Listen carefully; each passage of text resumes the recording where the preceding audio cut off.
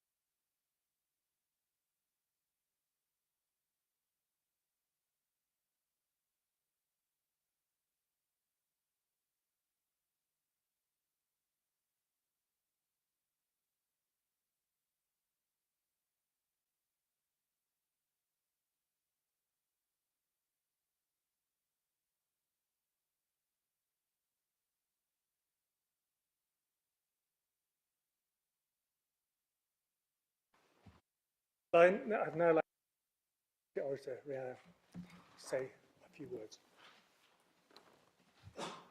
Hello everyone, it's great to be back. Apologies for my absence. Last time I lost my voice, which kind of makes my job as city orator a little bit difficult, unless you can deal with interpretive dance, which no one wants to be put in for. The floral scent has scurried into our lives with an urgency that shovels away winter, planting new opportunities and gratitude that makes us wide-eyed. But we will need to attach a reminder to our collection of keys, that people can struggle just as mighty in the grass as the snow, just as mighty in the sand as crunching leaves in the wind, perhaps more like a whistle than petrol or diesel. Ostara, or the spring equinox, has welcomed us with a welcoming handshake and nod. Daylight hours that engulf the room with its appeasing tune. So, what is its message? I view it as a symbol that each season has its challenges, but also that we must not become ignorant to its blissful hums. It's so easy to focus on the negative and let go of the positives, but we should have that in balance. Light can be found anywhere. Light night in February proved that to be so, and what a gorgeous event it was for the city. Even the dark has 1,000 or more specks of serotonin per area. We would be unable to see otherwise. For those of us in the room who are clumsy, like myself, that is much a relief. Let us not stereotype seasons as kind or dull. Each season has its purpose, its wins, its goals, and regardless of the month, date, time, we need each other. Community events in Worcester show that perfectly. Thank you so much, everyone. Thank you, Rihanna.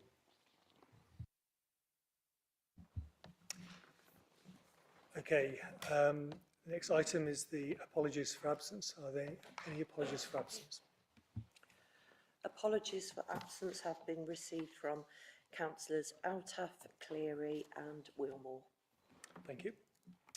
And are there any declarations of interest?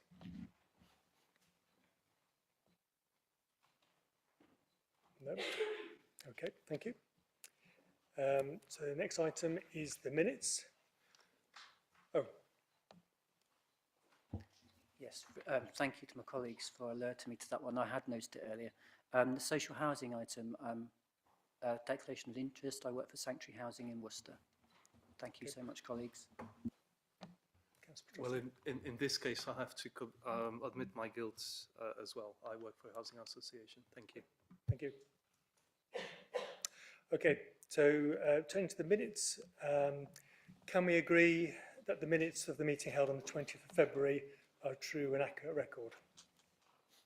Are there any matters arising? Councillor Denham. I've got some corrections to make, I'm afraid. Yep. Do you want me to identify which pages they're on then? It's to do with the questions, because a number of questions were posed to joint leaders, but it wasn't a joint answer. So I think for the sake of accuracy, to identify whether it was myself or Councillor Bissett that answered each question. Sorry, I was expecting you to go through page by page. So the first one is page 22. So question 5 from Councillor Hodgson was answered by Councillor Bissett.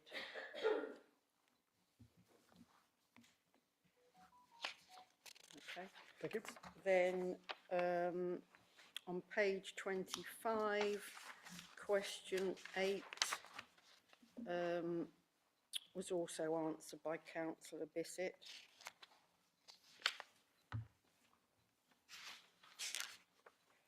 Some more, hang on. Page 28, question 12, I answered that one. Page 30, question 13 was answered by Councillor Bissett. Page 31, question 14, I answered. Question 15 on the same page, I answered. I think that's it.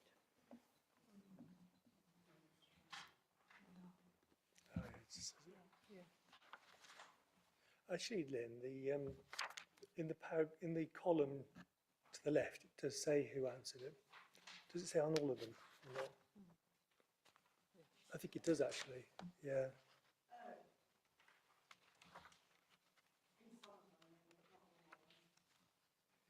You're right. I think you're right. I think on page 31.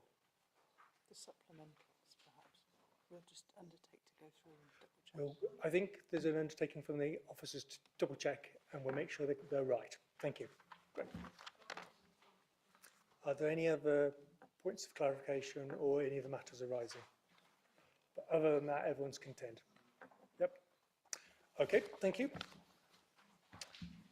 So turning now to the Mayor's communications, I just want to report back on the Mayor's charity fashion show. It was a great success, and thank you very much to the councillors who came along and other councillors who supported it in many ways by supplying gifts and so on. I think it was a great success, and it raised a considerable amount of money for Age UK. It involved over 50 students from Christopher Whitehead Language College, Nunnery Wood High School and Heart of Worcestershire College. And there were some fantastic designs there. And I don't know if anyone saw the photographs on social media, but I think the students enjoyed the challenge and the opportunity as well. On the following night, we had the annual spring concert by the brass band, the Worcester Concert Brass Band. And again, that was a very successful event, again, raising money for Age UK. Later on in this week, we have the Royal Maundy service. I'm very proud to be attending the Royal Maundy service on Thursday, where Her Majesty the Queen will be distributing Royal Maundy gifts on behalf of the Majesty of the King. We now have, I'd like to cover the retiring councillors. We have 3 retiring councillors that I know of. And the first of those that I would like to talk about is Marjorie Bissett. Marjorie Bissett, she's a proud feminist and someone who has an acute sense of right and wrong. And I would like to really pay tribute to Marjorie for all her hard work done for the City Council as joint leader of the council.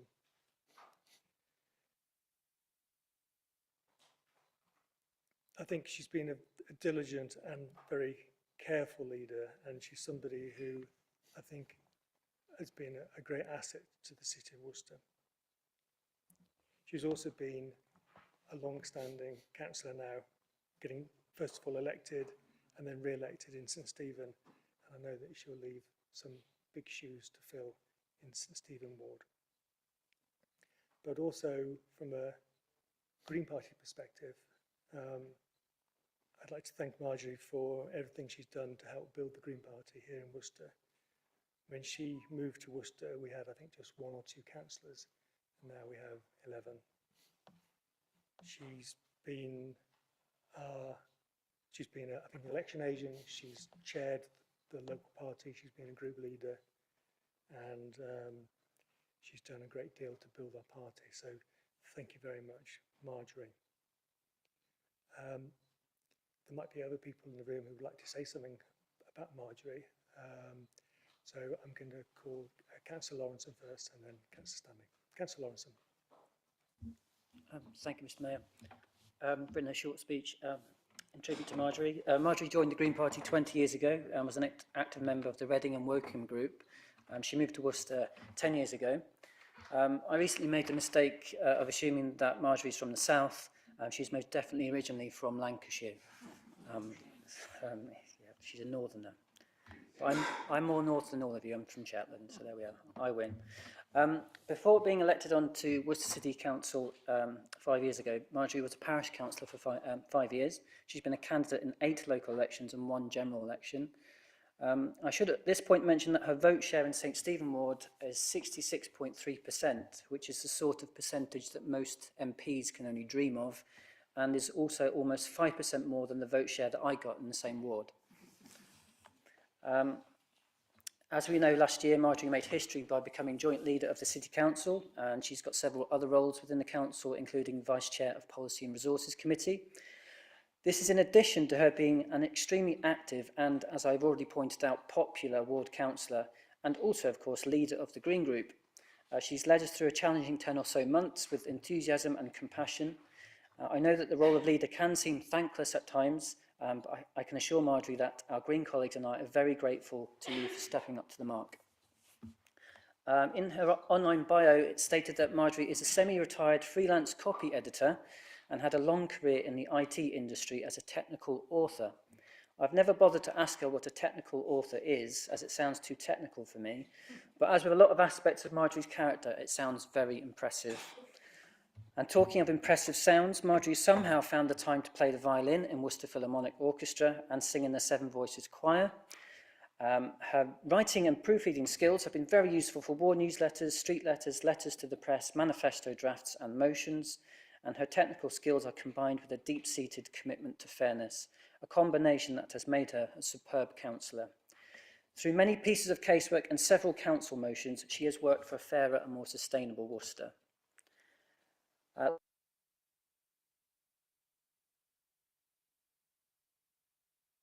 No tap on this, is it working yet? I was working for the Green Party at the time, and Marjorie had recently moved to Worcester.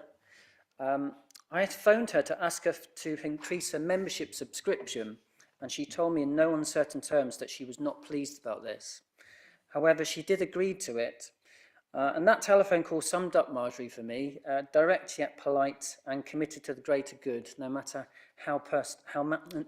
what the personal inconvenience to her has been caused. It's all about the common good. After years of campaigning for the Greens, it was so gratifying to see Marjorie get elected. I will always remember how proud her children, Philip and Louisa, were on election night. I know they are proud of everything that Marjorie has achieved since then. Now she can spend more time with them and her granddaughter, confident that she's made Worcester and the world a better place. Thank you so much, Marjorie, for everything you've done. Thank you. Mr. Mayor, thank you. I'd just like to say on behalf of my group and also on behalf of me as a leader of a group, I've had the pleasure of working with Marjorie at group leader level, and also our work together at P&R. I've always found her a very knowledgeable lady with a passion for her politics and a passion for the city of Worcester, where we may differ on technicalities, as it were. It shouldn't take away acknowledging that someone is really wants to bring about something, you know, in this city. I'm sure we all do in our own different ways. And having worked with Marjorie for some considerable time now, I can acknowledge the fact that she does.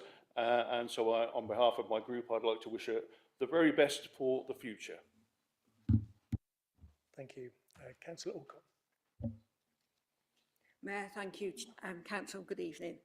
Yeah, on behalf of the Liberal Democrat group, I would like to pay tribute to Marjorie. And Marjorie, I think, thank you for being a principled politician. You have your views and you stand by them. And I think you are also a very well-mannered politician, particularly bearing in mind you have been on the receiving end of some harsh criticism across this chamber, in particular in relation to policies such as legalising drugs and actual direct action undertaken with protest. I still cringe when I think about those now. Yeah, and gosh, it was nearly, looking back through the minutes, it was nearly 2.5 years ago I proposed a motion on PR, and Councillor Lamb seconded, and yourself, you proposed an amendment, and Louis seconded, and it did actually go through. It was approved, so thank you for that. And I'd just like to add, I still have the Make Vote Matter t-shirt you gave me, and I really should return it. Thank you.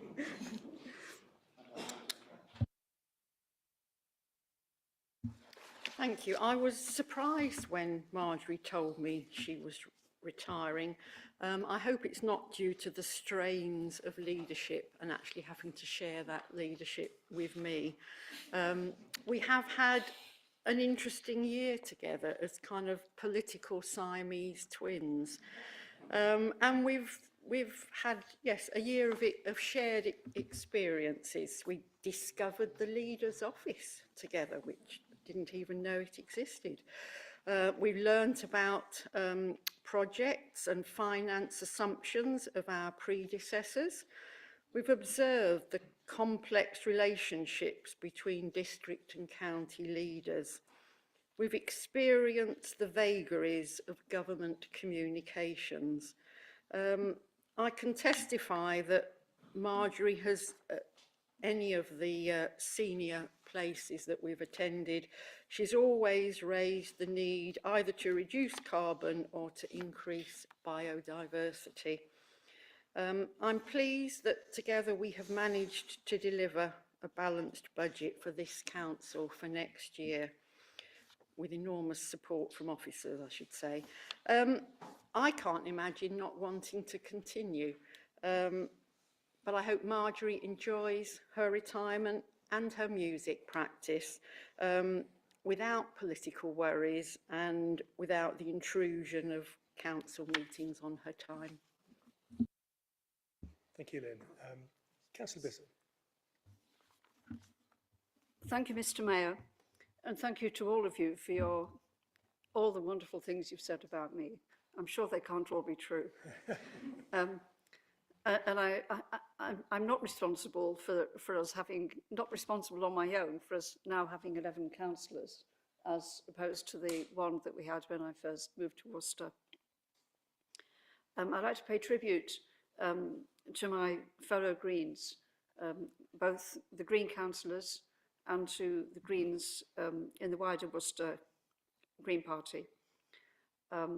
They're all wonderful people. And I'd also like to express my thanks to the members of every party represented here. I've enjoyed very much working with you. Some of this you've heard before, but I wrote it, so I'm going to read it out. And also, absolutely, thank you very much to Lynn for her co-leadership of the council over the last year. It was a new situation which has never been tried before, I don't think, anywhere in the country, but I think we really made a success of it. So I stood for election in Wokingham 6 times and in Worcester 4 times before I was finally elected in 2019. I've served 1 full term in a year. It was a great honour to serve the people of St Stephen as their ward councillor and to serve the residents of the whole city as joint leader this past year. I have found the experience of being a councillor to be stimulating, engrossing, burdensome, challenging and rewarding, sometimes all at the same time. I'm looking forward to sorting out my life, having more time for music making and not having to read committee papers. I know that I shall miss being a councillor and that I shall look back on these 5 years as a very special time. Thank you. Well done. Thank you, Marjorie. Okay.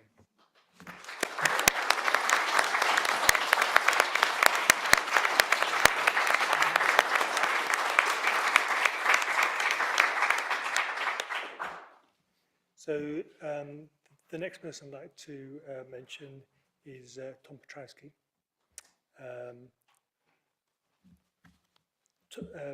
Tom first moved to Worcester in 2006 and has been a familiar figure in Battenhall Ward since his election in 2022. During his time in the council, he sat on 3 of our policy committees, and last year he was appointed Vice Chair of Audit and Governance Committee. He also represents the council on the West Mercia Police and Crime Panel. Tom is a natural public speaker, and he's passionate about fighting for social justice and the rights of migrants and all those seeking refuge in our country, be they coming to escape from environmental crisis or war.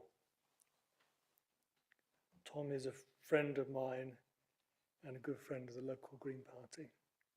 So I'm sad to see him go. But thank you, Tom, for everything you've done. Okay. I'd like to ask if anyone else would like to speak about Tom. Councilor Riaz. Thank you, Mr. Mayor. You may recall, Mr. Mayor, that in my mayoral year, I chose now Councillor Tom Patrakis, who wasn't a councillor then, as my mayor's community ambassador. Tom was someone I'd known before from community events, and someone who I knew would do the office of the mayor proud in his ambassadorial role in the community. We also spent some time together in my mayoral year in Bosnia together during a learning visit where I really got to know Tom and what he was about. And everything you've said in terms of his campaigning for social justice is absolutely true. One thing Tom will always be remembered for in this council is his pledge to keep the Remembering Srebrenica event going after our initial pledge to hold it here in my mayoral year in 2018. He and his organisation Platform have done a brilliant job in highlighting the tragedy that unfolded there. I was pleased then, a couple of years later, to see Tom had joined the Green Party, or had become a local councillor. Wrong party, Right, Ruth. And we know that Tom is a diligent and conscientious councillor with a deep sense of moral purpose. He will always prod and probe to get under the skin of the matters, to dig a little deeper, the awkward questions, and to make sure that everyone understood the consequences of the decisions being made. Maybe it's the frustration of not being able to get the answers that he was looking for, or the disillusionment of politics in general in the current climate that we live in that has made him want to leave. But sure enough, we will miss him in this chamber, and we'd like to, as a group and from me personally, to wish him the best of luck. Councillor Stanley. Mr. Mayor, thank you. There are a couple of things really that we as councillors should do, and perhaps on occasions we don't do as well as we ought. One is to scrutinise, the other is to ask the awkward questions that Councillor Riaz just referred to. Regardless of whether or not I agree with Tom's politics, he does ask the awkward questions, and he does scrutinise. The conclusions, whatever the conclusions are, immaterial in this context. And I think over the short period of time that I've worked with him on various committees, I have to acknowledge that he has taken that role very seriously. He's undertaken to ask some of those questions that perhaps we're perhaps reluctant to take on, and I think that's to his credit. So I'm surprised that he's taken the view that he would call it a day, as it were, at this time, but I wish him all the very best for his future. Thank you. I've got Councillor Alcott and then Councillor Round. Councillor Alcott. Mayor, thank you. Yep, and oh gosh, there's 3 of you going.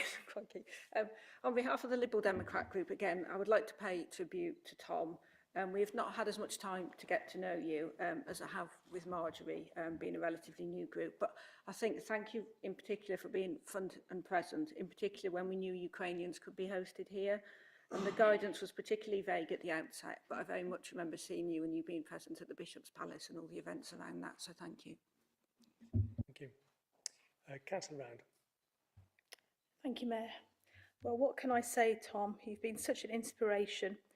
and you've been inspirational to me in so many ways that you'll just never know. Your enthusiasm for politics was right from that very first meeting when we met, when you were persuading me to stand as a councillor, and you decided that the best way to do it was an inducement of coffee and pastries. How well you knew me. Your inspiration and your being there with me to give me that support has been, you've been right by my side in the most difficult of circumstances and in the most difficult of meetings. Tom, I thank you, and I will miss you tremendously. Thank you, Alina. Councillor Bissett. Thank you, Mr. Mayor. I'm really sad that Tom, that you have decided not to stand for re-election in May. I'd just like to remind everybody that you've worked extremely hard for Worcester Green Party for 8 years, and since you were elected in 2022, also for your residents with diligence and determination.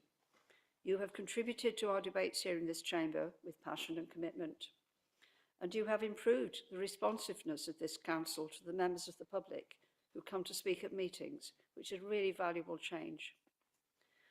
You have helped Worcester Green Party to develop and mature, both in terms of your activism and your contributions to our policies.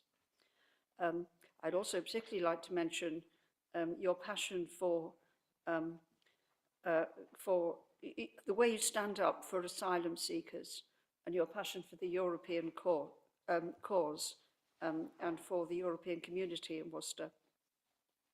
My best wishes go to Tom for your next endeavour.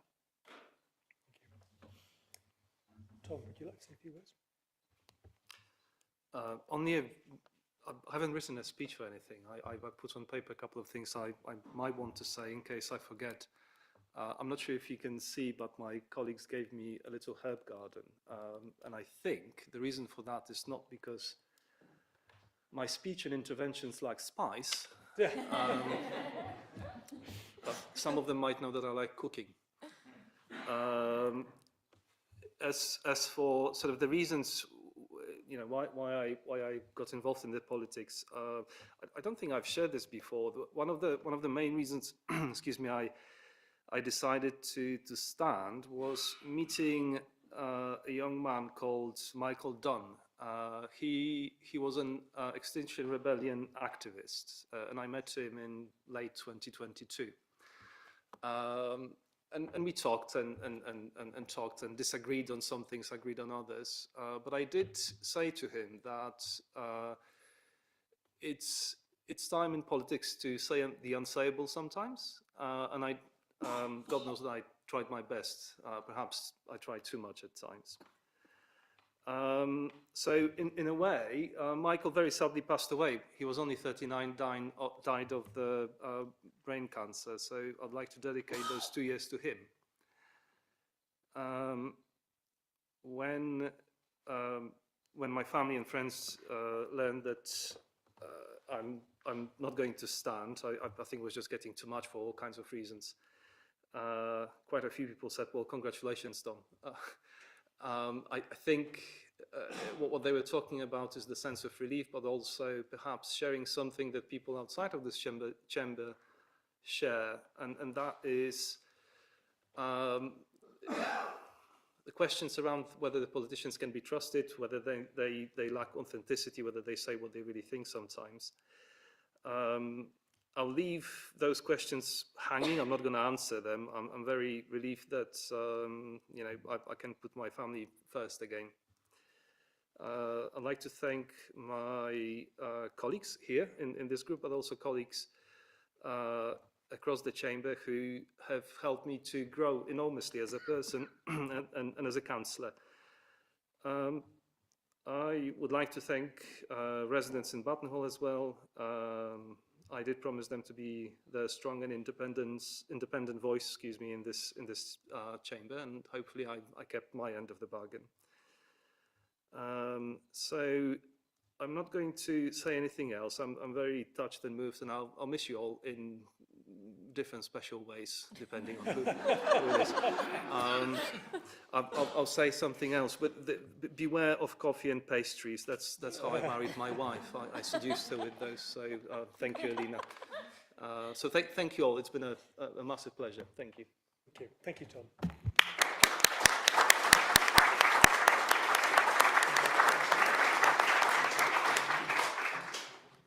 So last but not least, it's now time to embarrass Simon Geraghty.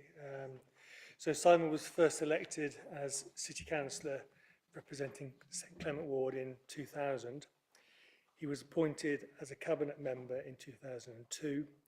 A year later he became deputy leader, and in 2006 he became the youngest council leader in the country at the age of 29.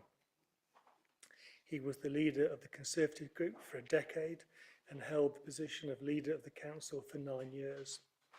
Simon is also a member of Worcestershire County Council, having been elected in 2005, and he became the youngest county council leader in the country in 2016. So thank you very much, Simon, for all your hard work, and I know that you will be leaving some very large shoes to be filled in your ward of St Clement. So I'm going to turn to anyone who'd like to say something. So, Councillor Stanley. Mr Mayor, thank you. Simon Geraghty has, over the course of 24 years, representing St Clement Ward with distinction, risen to the pinnacle of local government here in Worcester, but also in the county beyond. During the time Simon led our group and was the leader of Worcester City Council, a number of landmark projects were delivered that utterly transformed the city and were a testament to genuine leadership and a determination to see Worcester moving forward confidently. The Riverside Restoration, the Hive, a prestigious hub for inquiring minds, St Martin's Quarter, Cathedral Square, and of course our 8-lane swimming pool at Purdyswell. Projects such as these require at their inception leaders with drive, tenacity, and the belief in a vision that really makes the difference. Simon provided those qualities and more, and the city of today would not be the inspiring place it is without his time at the helm. I can say that I've sought Simon's advice on many occasions and never once regretted picking up the phone. Pragmatic in the best possible sense of the word, an ability to see the issues of the day through the eyes of our residents, a deep understanding of how political theorising can become dangerous unless it's anchored in the realities of the lives of the people we seek to serve. On behalf of my group, I offer Simon our gratitude for his many years of public service in Worcester, in the knowledge that his contribution has certainly not ended and will continue. Thank you. Councillor Alcott. Mayor, thank you. Yeah, on behalf of the Liberal Democrat group, I would like to pay tribute to Simon. Yeah, you've been a member of this council for a long time, long before our group was even here in its present form. Yeah, and obviously you're leader of Worcestershire County Council, and being group leader of an opposition group there, I can really appreciate the enormity of running a county council. And also, I can appreciate your group leader there, and you're not here, so sometimes it must be quite a difficult role to play. But yeah, and thank you, and a particular thank you going back quite a few years now. But I remember when our retired councillor Liz Smith, Alderman Liz Smith, she was unwell. You were one of the first to go to visit her in hospital, and it was always very much appreciated. Still is, thank you. Thank you. Councillor Gregson. Thanks, Matt. Simon Ian Geraghty always brought a spark of energy to the council. I remember when Simon turned up after being elected in 2000 with another 2 young men. They strode in with their foppish hairstyles and their smart suits. And just like the Roman triumvirate gradually dissipated and only one was left. It's interesting actually to, well, in part it's interesting to talk about one of your political opponents with, you know, with some openness, but also one who happens to be your main employer at the same time. So knowing what's going on at County Hall, I will tread carefully.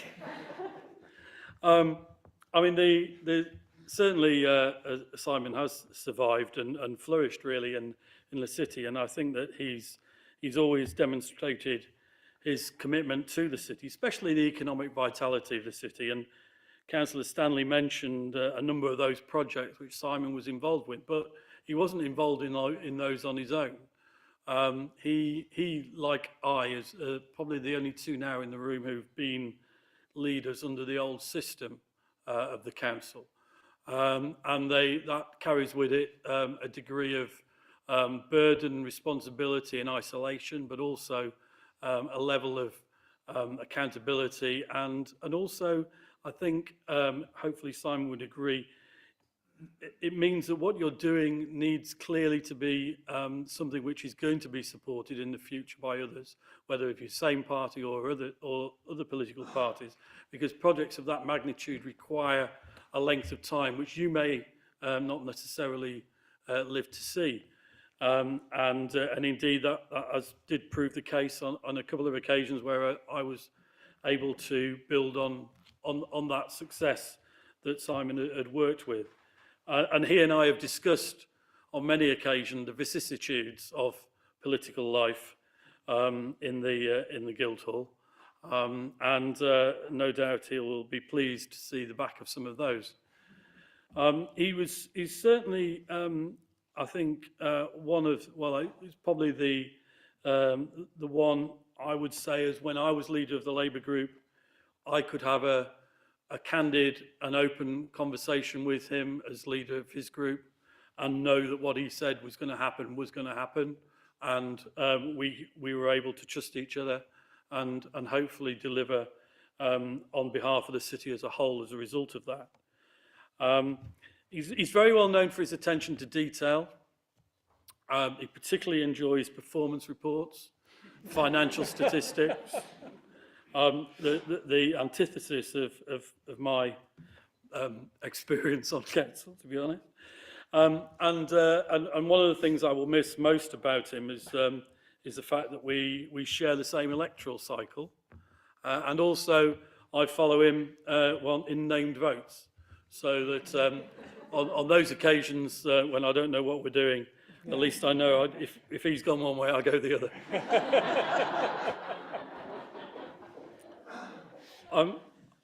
Simon and I spent considerably closer time together when we were lucky to be able to go to China nearly 10 years ago now as part of a trade delegation from the city and the county, and really to experience a quite different culture, whole different world really, and promoting Worcester and Worcestershire, and really trying to encourage greater relations between our two countries. And it was a really fascinating and an illuminating experience. And I want to tell you about the time that we went to a particular nightclub, but you know, what goes on tour stays on tour, so I won't.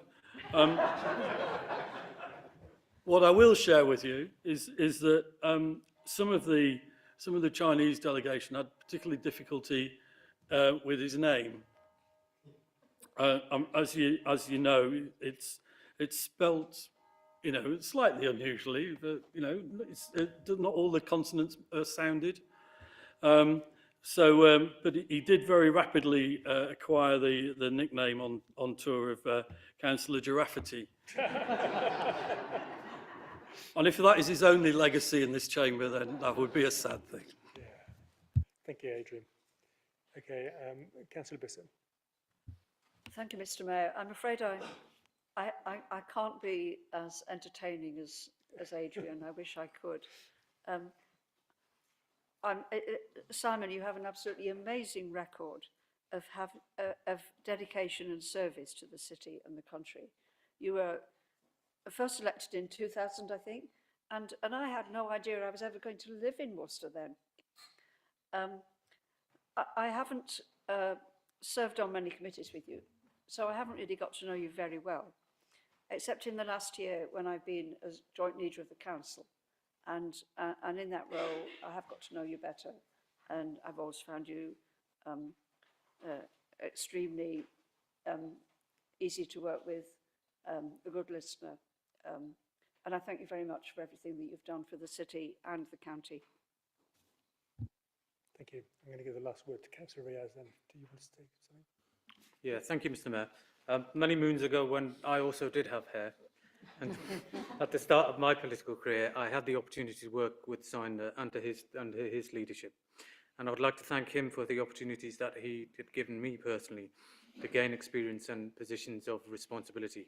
I mean, his depth of knowledge, his skills and political nous has ensured that he has remained at the helm of his party for a very, very long period.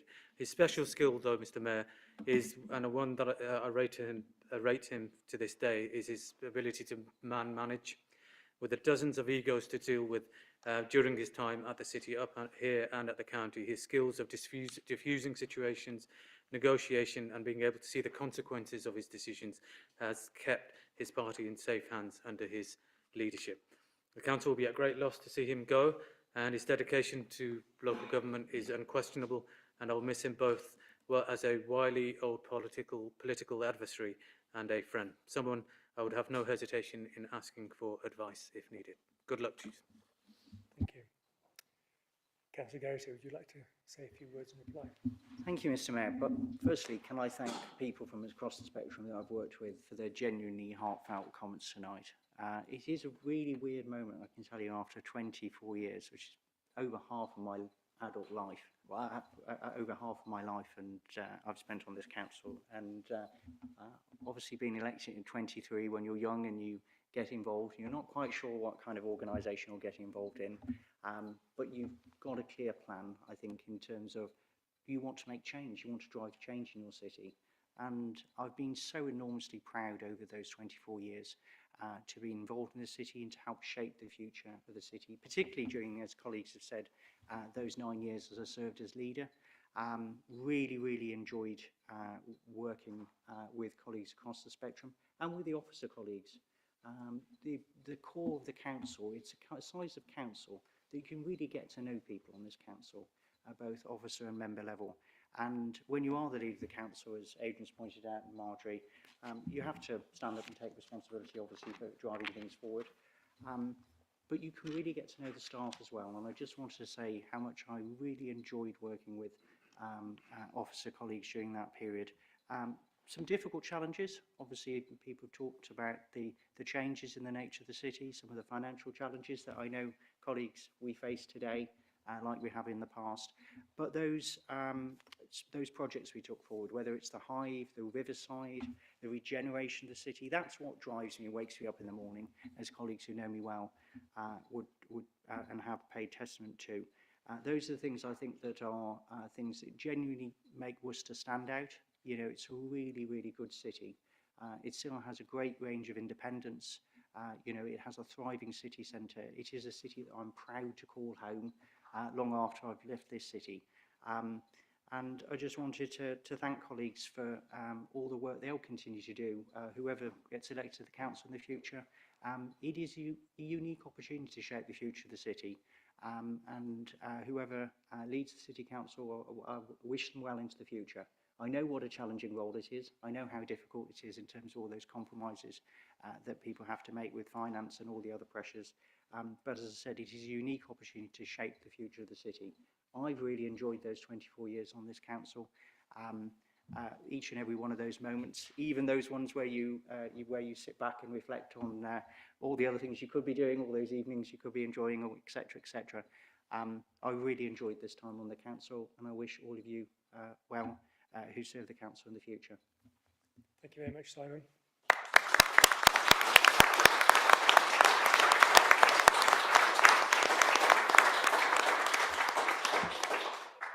Okay, so obviously at the end of the meeting this evening, there will be refreshments in the Mayor's Parlour, and you're all very welcome to come down and have refreshments in the Mayor's Parlour. Now, the next item on the agenda is public participation. We have two public speakers tonight.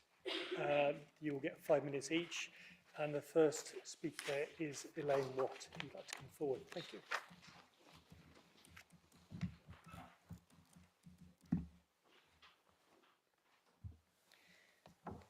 Good evening, Mr. Mayor, councillors, fellow members of the public. My name's Elaine Watts. I spoke here first last summer, and I was promised a response within 28 days. That response came over 90 days later. I next spoke on the 20th of February and was promised a response 28 days later. We're now up to 35 days. I would love it if I could get a response to those speeches. I would just like to point out that the last time I was here, and I'm not a councillor, so I wasn't able to correct the minutes stated that myself and my daughters were concerned about being in spaces for council-funded facilities, like the sports facilities of Freedom Leisure, that we were concerned for our own safety, but no, I'm actually concerned for all women's safety in changing rooms in council-funded properties that allow men who claim to be women into those spaces. That is actually putting all women and children at risk, not just myself and my daughters, although I am still unable to use facilities such as these with my children or my mother because I am concerned about that situation. Which leads me to today's point. Hopefully spring is on the way at some stage, soon to be followed by summer, where children's activities will be going ahead at places like Purdiswell, St John's, Nunnery Wood. Do parents know that these council-funded facilities allow men who claim to be women into their spaces? They can access the changing rooms with their children. How is this addressed? I'd really like to know in the safeguarding policies by the council.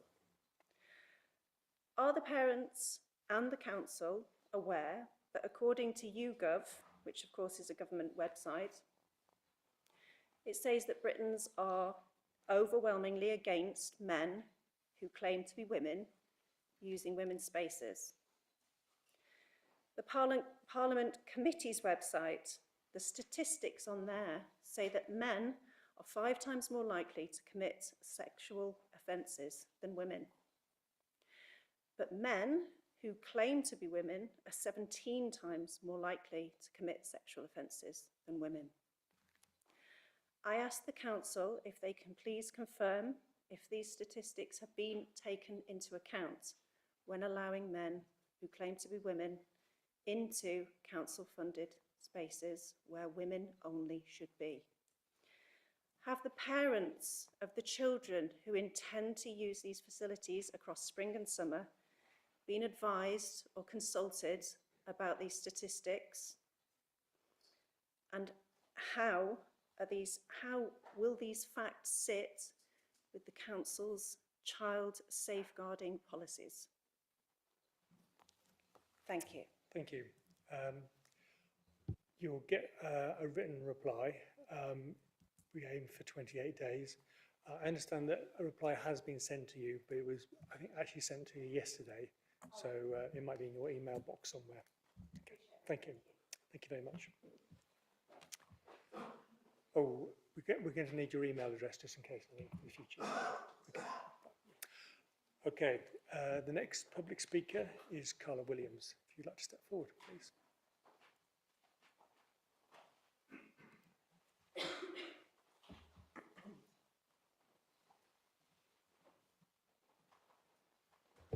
Good evening, everyone. I represent a large group of residents from St Peter's who are extremely concerned about the pump track project proposed in Battenhall Park. The site, due to its constraints and issues, offers poor value for money due to the high cost that is necessary involved in creating this track. The park is divided into 3 areas for those who don't know it. The particular area in question is unique. It's a safe green space away from the roads with wildflower meadows, the brook and the wood. It's a nature-rich haven with unusual wildlife, including protected species such as slow worms, not earthworms, as somebody mentioned in a previous meeting. The setting attracts all sorts of unusual wildlife, and schools, etc., use it regularly, as well as families, dog walkers, etc. In February 2023, quite by chance, residents became aware of a proposed pump track and its location. It's a seasonal wetland, that particular area in the park, with boggy terrain, and for half of the year on average it's unusable. So this came as a shock, especially as in 2020 vast sums were spent on the flood alleviation plan work on this plot. These were carried out finally after years of hoping it would happen to prevent flooding to the properties. The brook has flooded Cherry Orchard School previously. People's gardens like mine are back onto the brook. and people's properties near the school. The works were hugely successful and we have not experienced any flooding since, including along the pathways, and the children can now walk to school most days. As in years gone by, they have not always been able to. It's still a runoff for the brook and it remains a site with very poor drainage, and it's very much a quagmire for a large part of the year. Included in the works was enhancement of the wildlife corridor along the side of the brook and the nature habitats, creating back boxes, hedgehog houses, etc. Strangely, in this November last year, the council announced there was a biodiversity emergency, and this month, March, they intend to enhance the green spaces and wildlife corridors, yet apparently this area is open to destruction and to undermine and undo the flood alleviation work that was so successfully carried out and the remediation works. The cost of doing this just cannot be justified. The proposal to destroy some of the wildflower meadow area that was also created, the cost of replanting it elsewhere is questionable and unnecessary. It's a stunning attraction, it attracts much needed pollinators. Again, the council have said this is desperately needed and they're in decline, and it does attract them. There are high value species reported in both of the wildflower areas that should not be destroyed. Either voting councillors are aware or they're ignoring the situation and these facts. There's been no mention of the essential reptile fencing to protect the wildlife and reptiles from track users, which is an additional expense. There is no mention of any budget to create a buffer zone from bikes. This is also essential to prevent silt entering the brook, which construction vehicles will obviously cause, sadly, as well as the overspill of bikes and foot traffic, which will damage the brook and affect the aquatic life that lives within it. The project was inherited by Councillors Round and Councillor Cochrane, who have done everything they can to try and push the project forward, being fair and listening to residents. Previous to that, there appears to be no feasibility study, no business case, no reports such as ecology, botanical, etc., which by the very nature of this site are essential. A wildlife report was conducted in November 2023. However, sadly, this was during the hibernation season, so a clear picture is not really given. The expense of all these reports would not be necessary at a more suitable site. A police report was commissioned in 2022 and November 2023. In that report, the police made their advice abundantly clear that benches must not be installed to prevent hanging around and potential antisocial behaviour. Despite this, a grant of £10,000 was applied for benches and was granted. You've got 1 minute. So, sorry? 1 minute to go. Okay. I'll try and be really quick. A report was commissioned by the PED committee, and Council Officer Alan New recommended deferment of the project in Battenhall Park to investigate other sites. This was ignored. On the 29th of January 24, there was a meeting, a PED committee meeting, and on the agenda it said the deferment was going to be discussed. There was no mention of any proposal to ignore that advice and proceed with the pump track. This was actually put forward as an amendment. Despite hearing justifications from 3 local ward councillors and residents, I'm not going to be able to do this in a minute. I'll try and cut it down as fast as I can. Basically, there's too many things to do, so I'm afraid I'll do my best. The public consultation that we were promised by Lloyd Griffiths in July 2023 has been fatally flawed, and Councillor Jagger, who proposed the amendment, admitted that it was flawed, and she said it wasn't the only thing that you relied on. However, the residents were relying on that. Yeah, you have 5 minutes now, so if you could just sum up your last sentence. Yeah. Can I just add one little thing about? Okay, yeah. Bear in mind, please, there's no emergency access, no construction access, no car parking, which is a massive issue, and the emergency access is absolutely imperative because people should not, the ambulances, paramedics, etc., just can't get there. And there's a lot more to be said, which I'm happy to. Thank you. Very good response. Okay, Thank you very much to both speakers. Thank you. Right. So we're at that point now where if anybody wants to leave the room, then they're willing, they're very welcome to leave now if they want to. Yeah. Thank you. Thank you very much.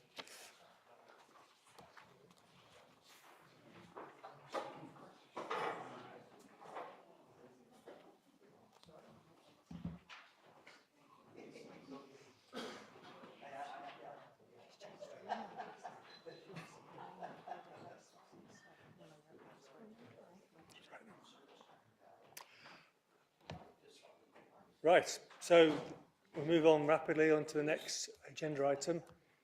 That is questions. And the first question is from Councillor Udall. Thank you, Mr. Mayor. Welcome to the Udall and Amos show.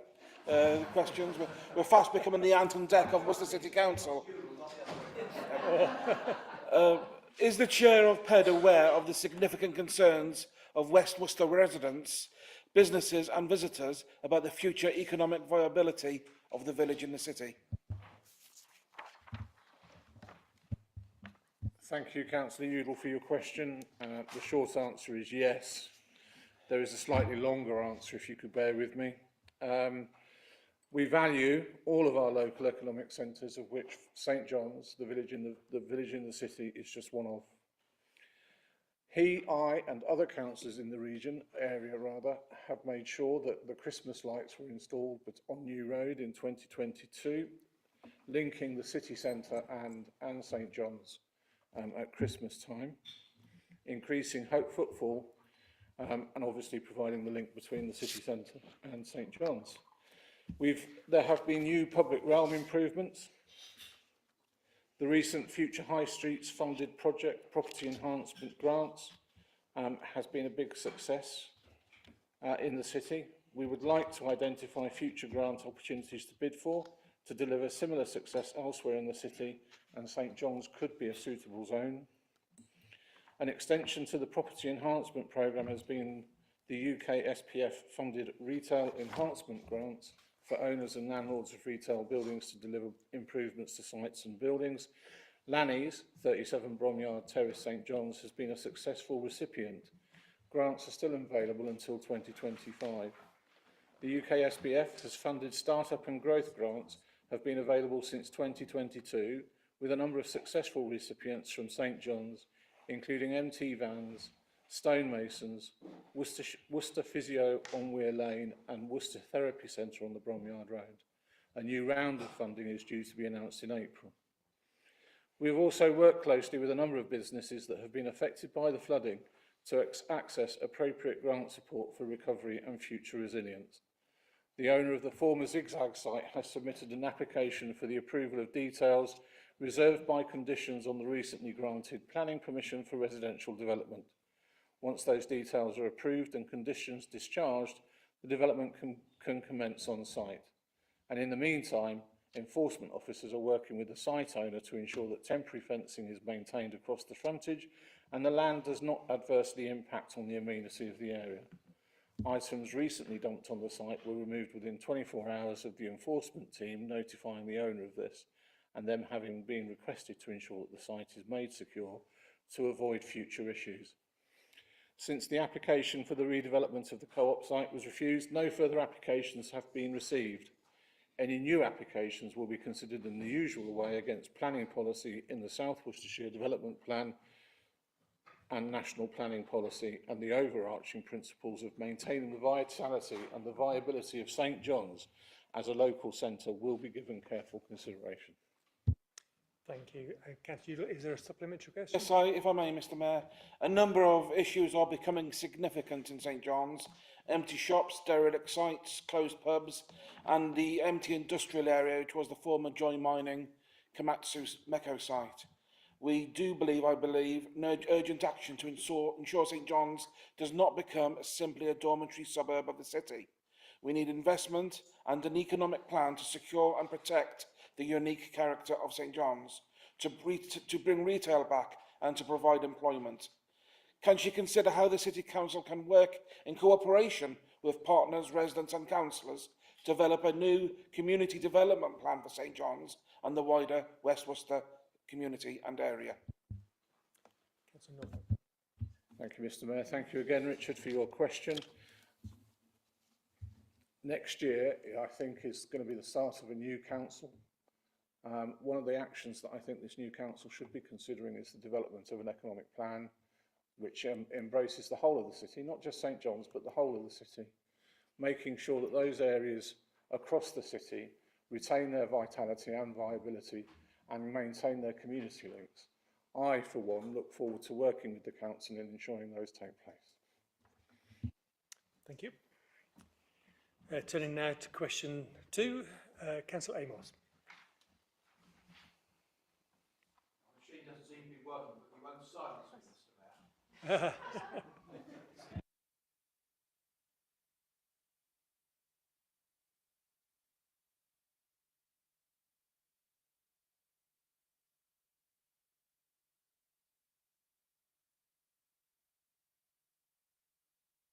You should be okay now.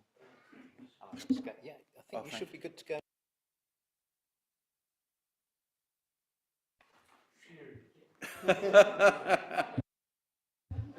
Right. Mr. Mayor, thank you. Sorry for that technical hiatus. To ask Councillor Denham, Joint Leader of the Council, at the Council meeting on the 20th of February, she refused my request to meet with the Post Office to discuss the totally unacceptable delays and queues at the High Street branch because the Council has no responsibility for the Post Office.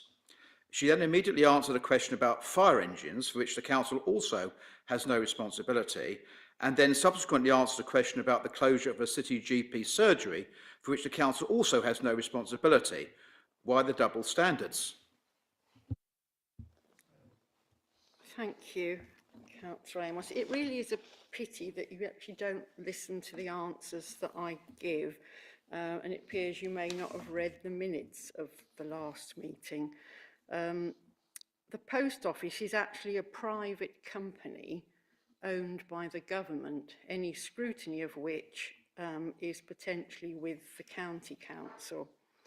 If people ask questions in this formal situation, I am obliged to reply. I endeavour to be polite. Hereford and Worcester Fire and Rescue Service is a public service. And in fact, the Fire Authority, it's managed by the Fire Authority, which consists of elected members. With regard to the GP surgery, this council is a housing authority with responsibility for the health and well-being of rough sleepers. And in fact, at Health and Wellbeing Committee on the 18th of March, we had a presentation from Mag's Day Centre, which included concerns about the impact of the closure of Farrier House, which had previously had provided the dedicated health service for these vulnerable clients. And that was put in place following the closure of the walk-in centre. Thank you, Mr. Mayor. I thank Councillor Denham for her answer. But surely, does she not accept the Post Office, which has statutory functions? I can't quite understand her reluctance simply to meet with Post Office, either at the regional level or the local area level, to discuss the problems that there clearly are in the Post Office in the High Street in Worcester. Simply to sit down and have a discussion to pass on the concerns of the people of Worcester as a joint leader of the council. That is the fundamental question to which I want an answer, Mr. Mayor. I'm not asking her to necessarily do anything, but to pass on those concerns in her capacity as a leader of this council. I share concerns about the poor service since the Post Office was moved to WH Smith in whatever deal was undertaken.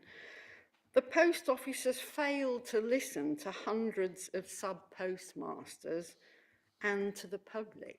I'm flattered that you think that my voice would make any difference to them whatsoever.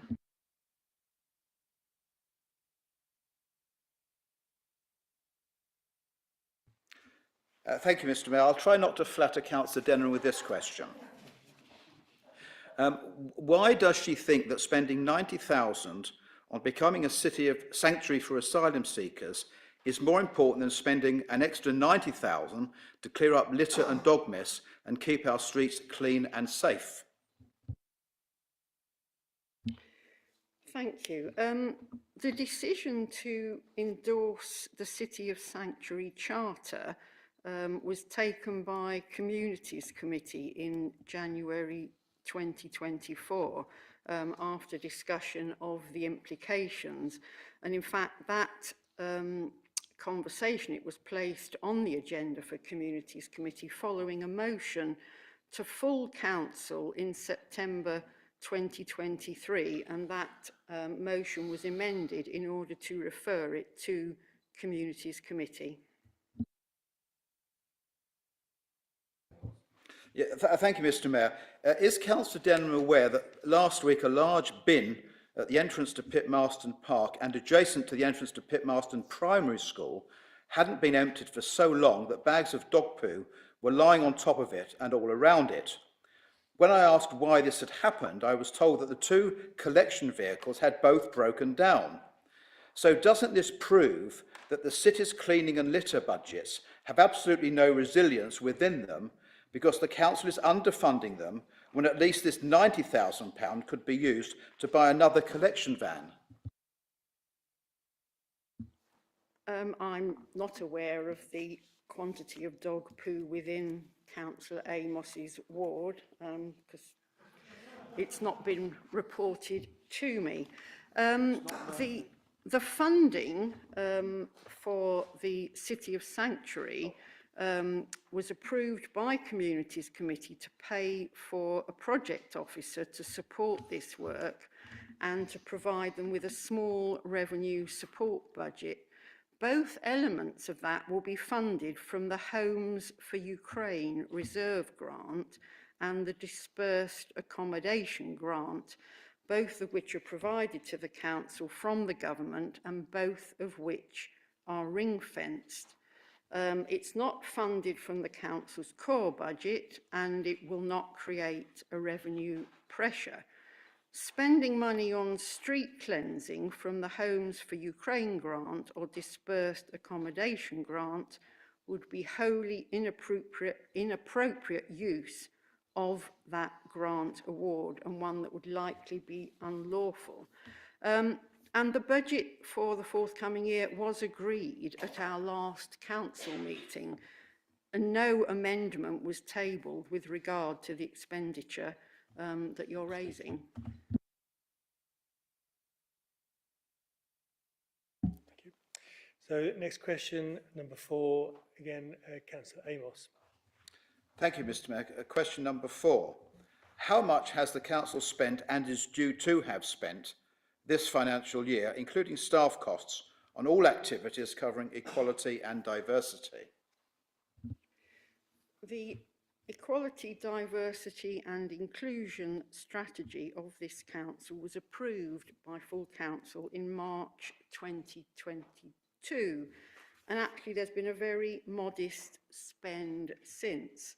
The council has spent £1,800 on external training courses on topics relating to equality, diversity and inclusion this year. Staff costs have not been quantified. Members signed up to the EDI strategy, which includes the commitment that this is everyone's responsibility, which is the way the strategy has been implemented at the council. A number of officers and councillors have been involved with specific initiatives during this year, and the examples of these are set out in March's Policy and Resources Committee report. These cover everything from staff efforts to deliver the next level of our Disability Confident accreditation for recruitment, through to the Mayor's Age Concern Christmas event. The work programme is reported to the Policy and Resources Committee annually. Thank you. Is there supplementary?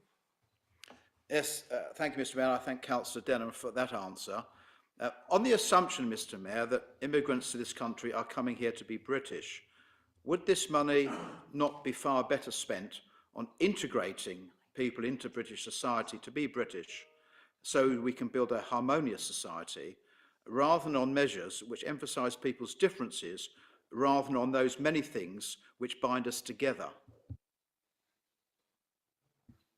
I think Councillor Amos has failed to understand the purpose of the Equality, Diversity and Inclusion strategy.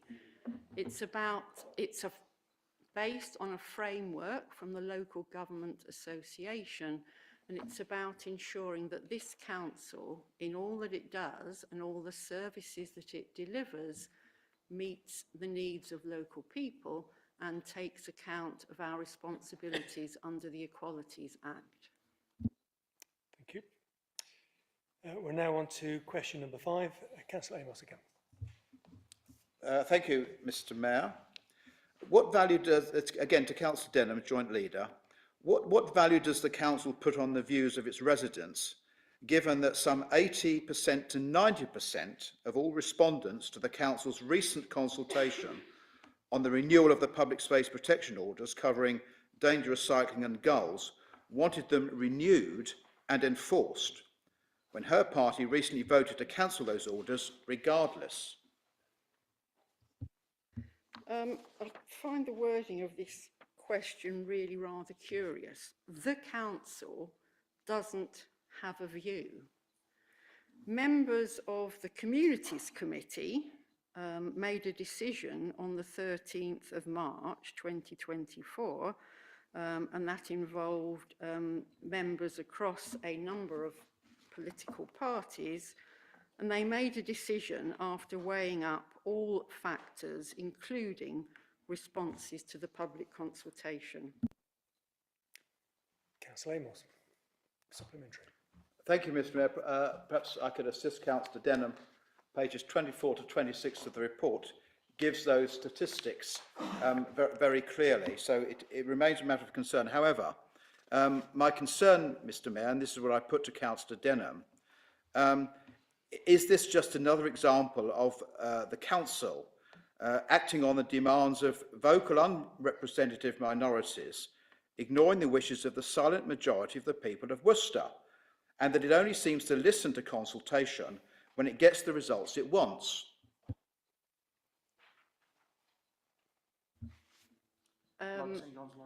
A silent majority is not the people that have responded to a consultation. There are a number of factors to bear in mind when making any decisions. The legal test when considering whether to continue with a public space protection order is we are satisfied on reasonable grounds that doing so is necessary to prevent an occurrence or recurrence after that time of the activities identified in the order, or an increase in the frequency or seriousness of those activities after that time.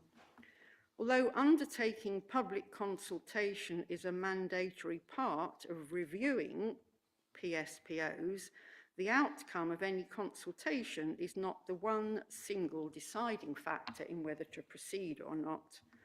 Not to apply the legal test appropriately would leave us exposed to costly High Court challenges and reputational damage. Views of residents are taken seriously, and the consultation results were there, as you've just said. These were presented alongside quantitative complaint data, and whether there was other legislation in place to deal with such issues, of which there is. There is a Worcestershire County Council traffic regulation order that prohibits cycling within the city centre, so concerns about dangerous cycling can be directed towards the County Council. And where we believe that we may have an individual who is feeding gulls, then officers, after engaging sensibly and sensitively in the first instance, do have existing powers such as littering or community protection notices, should they be required to bring about a change in behaviour. And I believe since that order was first brought in, we have had the new high street waste bins, so it's a lot hard that are enclosed, so it's more difficult for the gulls to take things out of bins, and the Business Improvement District have also put in measures that discourage gulls from coming down onto city centre streets. Thank you. Question number 6, Councillor Amos. Thank you, Mr. Mayor. I'll try Councillor Bissett now. Councillor Bissett, Joint Leader. does she have any policies, plans, intentions or wishes to impose a ban on cars in the city centre and or impose a low emission zone for vehicles in the city centre? Councillor Bissett. Thank you, Councillor Amos, for your question. I don't personally have any policies, plans or intentions because of my imminent departure from this august body. But I do have a wish. I wish that the council should introduce policies to encourage people not to drive into the city centre. And two of these policies are underway. So just to talk briefly about those, one of those is the Air Quality Action Plan, still in development. We really have to have this. We need to have it on because it's a requirement of this council to have it. But air quality does actually cause a lot of illness and even premature death, and that applies to this city as well as to many other cities and towns in the country. We also have the city centre transport strategy, which identifies the challenges and opportunities that can ensure the city centre's health and long-term growth, and provides a vision for the transport network that will address transport challenges, including air quality and alternative travel options. As the City Council is not the Highways Authority, any transport-related projects will need to be developed in consultation with the County Council and key stakeholders, including businesses and the public. And finally, our successful Towns Fund bid is delivering improved walking and cycling infrastructure to make active travel a viable option for Worcester. It includes new and upgraded off-road walking and cycling routes, linking with the existing network and providing greater connectivity between communities in the centre. In fact, that wasn't finally. The Keypax Bridge is now well underway, linking the north of the city and enhancing the Riverside Park, and our bike shares scheme is due to launch early in the summer. This will provide cycling opportunities to residents and visitors with a city centre hub and 48 potential satellite bays in communities and spaces across Worcester. And just to return briefly to cars, I think it's absolutely essential that we provide good access to the city centre for the disabled who have no option other than to use cars. Thank you. Thank you. Councillor Amos, do you have a supplementary? Yeah, thank you, Mr. Mayor. Can I thank Councillor Bissett for that comprehensive answer? Now, I do know that Councillor Bissett often says what she thinks, albeit sometimes unwisely, but I do admire her for saying what she thinks. And I know she wouldn't want to have misled the council today. So can she confirm, probably actually with a yes or a no will do, that the Green Party does want to impose a vehicle ban in the city centre, and it also wants to impose a low emission zone on the city centre, notwithstanding the very damaging and harmful economic and social effects they would have on businesses and the life of people? Councillor Bissett. Thank you for your supplementary, Councillor Amos. I'm aware of no intentions or plans of the Green Party to impose the bans that you. Well, no, sorry, it's not a debate. Councillor Bissett, carry on. I know of no such plans to ban cars from the city centre or to introduce low emission zone. Thank you. Right, great. Last question. Question number 7, Councillor Amos. Thank you, Mr. Mayor. This is to Councillor Bissett. The pathway between Winchester Avenue and Pitmarston Road in my ward is known as Dog Poo Alley. The dog mess is not just on both sides, but often in the middle of the path, so impossible to see and avoid in the dark, and for visually impaired people. This pathway is the main route home for a large number of children at Pitmarston Primary School, and often children have to remove their soiled shoes before entering the building in order to prevent the danger of the mess coming into the school, with teachers having to clean the shoes for the children. What action will the council be taking to deal with this very serious health and safety issue? Councillor Bissett. Thank you, Councillor Amos, for your question.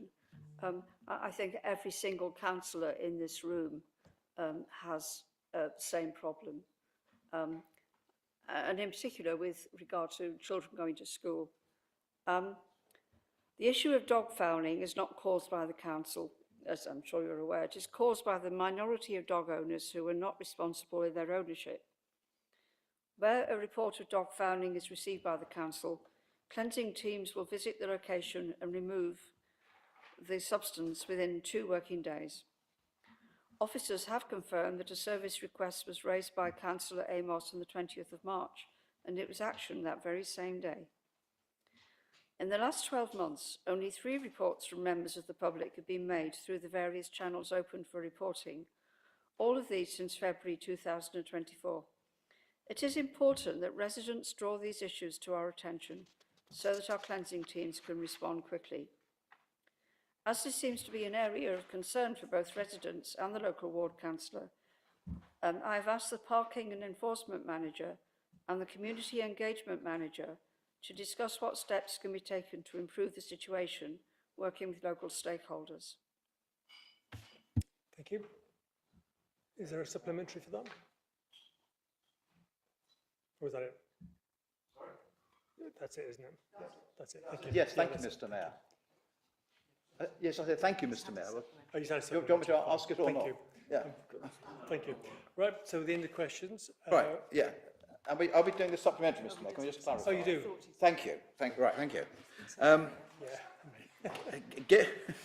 Given that the council she jointly leads is underfunding the street cleansing budget, why doesn't she stop wasting this 90,000, as I've mentioned before, and put this money into more dog poo cleaning and enforcement? It's simply a matter of priorities, Mr. Mayor, and can Councillor Bissett comment on that, please?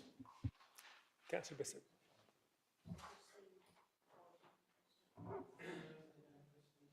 He's had an answer. Thank you for your supplementary, Councillor Amos. I don't think we can sensibly say that's worth spending money on, that isn't worth spending money on.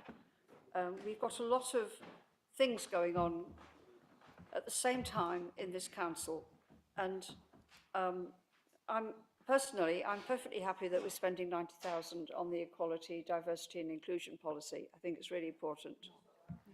Yeah, I think it's quite important to clarify this. Councillor Denham has already highlighted that 90,000 isn't coming from our core budget, it's coming from a ring-fenced amount of money which is given to us by central government for this very purpose. And it's not for EDI. And it isn't for EDI, it's for city sanctuary. But on that point then, Mr. Mayor, would you agree that it's not unreasonable if I ask the same question of both joint leaders, as if I get the same answer or a different answer? You've got the same answer, because it's the same answer. Let's move on. Let's move on. Yep. Right. So the next item on the agenda is notice of motions. Right. Okay. So the first motion is to be proposed by Councillor Riaz. Thank you, Mr. Mayor. I was hoping not to read the motion out in full, but I feel that it's actually absolutely necessary, given some of the comments that have been made earlier today. So this motion, Mr. Mayor, is proposed in recognition of our commitment to fostering an inclusive and tolerant community where all residents feel valued and respected regardless of their background or beliefs. Worcester City Council recognises the invaluable contribution of its diverse population to the fabric and strength of our community, including the integral role played by our Muslim residents in all aspects of city life. Worcester City Council has a long-standing commitment to promoting social cohesion and embracing individuals from diverse backgrounds, and has consistently stood against racism and discrimination in all its forms. We also recognise that we live in a tolerant, secular society where those with and without faith show respect for each other. Worcester City Council acknowledges the need to address and combat Islamophobia, a form of racism that targets expressions of Muslimness or perceived Muslimness. The Council hereby welcomes, endorses and adopts the working definition of Islamophobia as outlined by the All-Parliamentary Group APPG, which defines Islamophobia as follows. Islamophobia is rooted in racism and is a type of racism that targets expressions of Muslimness and perceived Muslimness. This definition includes all accompanying examples below, which encompass various manifestations of Islamophobia in public life, media, schools, workplaces, and interactions between religious and non-religious groups. Calling for and aiding, instigating, or justifying the killing and harming of Muslims in the name of racist or fascist ideologies or an extremist view of religion.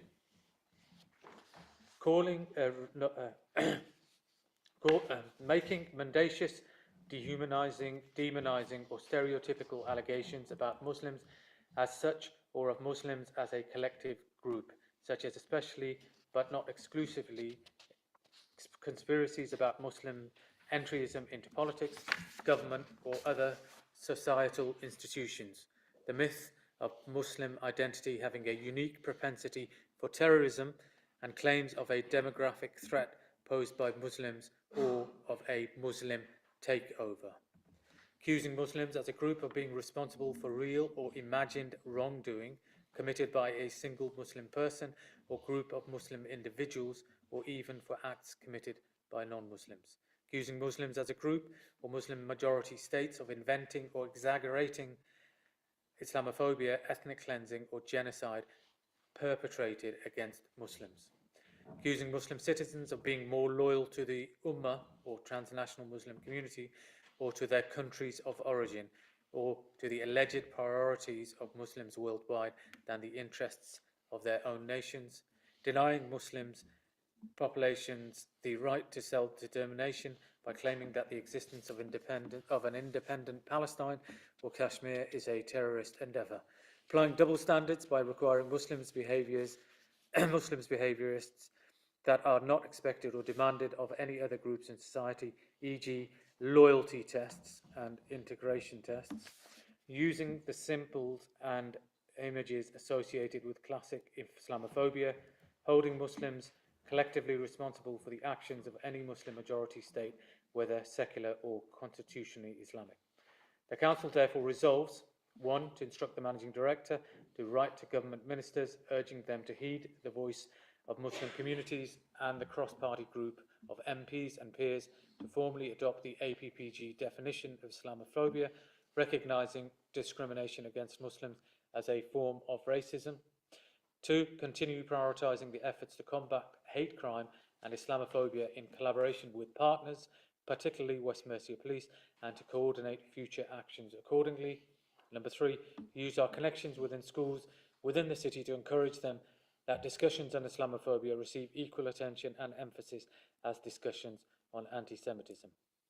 Building on this council, number 4, building on this council's commitment to a faith covenant and our equality, diversity and inclusion strategy, reach out to all Muslim religious organisations within the city, conducting regular meetings to address the emerging issues and foster dialogue and cooperation.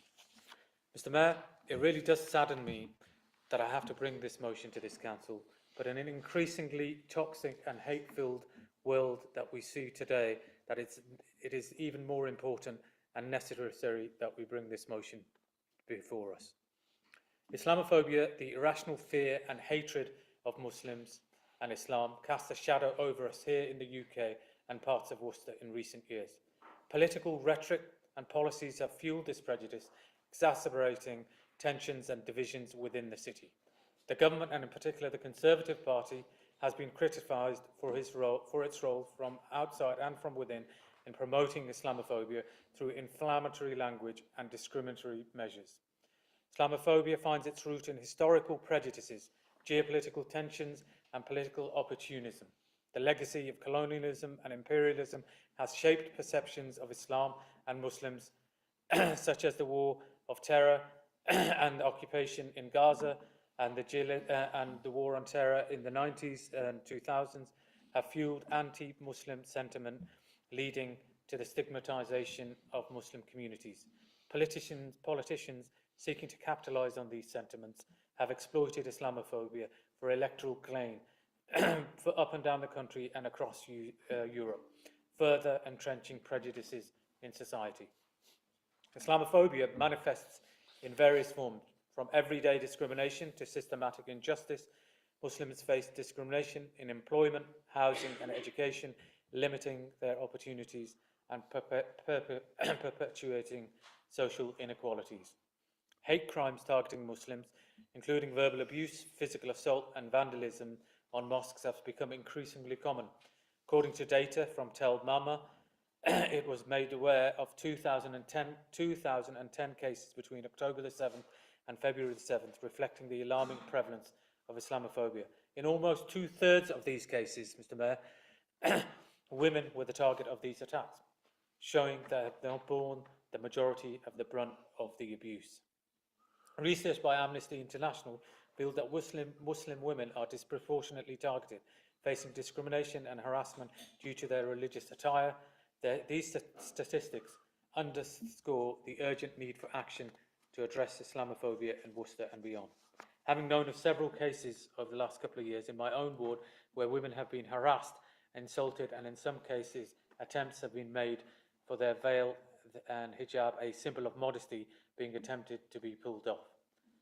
Government policies have disproportionately impacted Muslims also, exacerbating inequalities and marginalisation. The government's Prevent strategy, for example, ostensibly aimed at countering extremism, has been criticised for its focus on Muslim individuals and communities, leading to widespread surveillance and stigmatisation. Furthermore, the hostile environment in which we are, the policies which seek to deter illegal immigration, has had a detrimental impact on Muslim migrants and their families, fostering fear and insecurity. The comments by former Conservative Party Chair Lee Anderson, stating Islamists had got control of Sadiq Khan and therefore implying by some wild imagination that they had got control of London, is a shameful new low in the opposite party's history, the consequences of which embolden far-right hate groups into mobilising and increasing attacks on Muslims. The recent attempt by Community Secretary Michael Gove to redefine extremism is an attempt to further demonise Muslims, and many commentators have indicated that this will disproportionately affect Muslims in an attempt to stifle legitimate protests. Together, Mr. Mayor, we can challenge Islamophobia and build a city where diversity is celebrated and everyone feels valued and respected, regardless of their faith or background. By confronting prejudice, promoting inclusion, Worcester can pave the way for a brighter and more harmonious future for its residents. Since the EDL marched in our city 5 years ago during my time as Mayor, Mr. Mayor, I have championed my message of love, not hate, to bring communities together. Every month that we see in the national media, there is a new scandal or debacle in Parliament where those that seek to divide us undermine the great work that is being done by local champions across the country from all backgrounds and beliefs and backgrounds that are being done to bring communities together and to live in harmony. It seems that it is not in the interest of governments in the UK or Europe, especially right-leaning ones, to see their communities to live in harmony or peace, as division and keeping communities at each other's throats is what they thrive and live on. The motion, therefore, Mr. Mayor, seeks to address some of those concerns, and therefore I commend it to this House. Thank you. Thank you. I believe this is seconded by Councillor Allen. Thank you, Mr. Mayor. I would like to formally second this motion. As a local council, it is important to acknowledge and adopt the all-party parliamentary group's definition of Islamophobia. I really fear for Muslim community here in Worcester and the UK, increasingly demonised, increasingly being outcast and being seen as outsiders. I'm proud to call Worcester my home. I've always seen it as a warm, friendly and welcoming place that accepts all communities. However, due to the increasingly spiteful and hurtful language being used by parliamentarians in a short period of time, if this language and rhetoric is allowed to continue, it will become unsafe and scary place for Muslims to live. The aim of this language is to cast aspersions, cast suspicions, and amplify stereotypes spewed out by Hollywood and media outlets that label the whole community as terrorist when a supposed terrorist activity is carried out in the name of our religion. Repeatedly asking the Muslim community to apologize on the behalf of extremists only serve to stigmatize and serve to support this notion of guilt by association.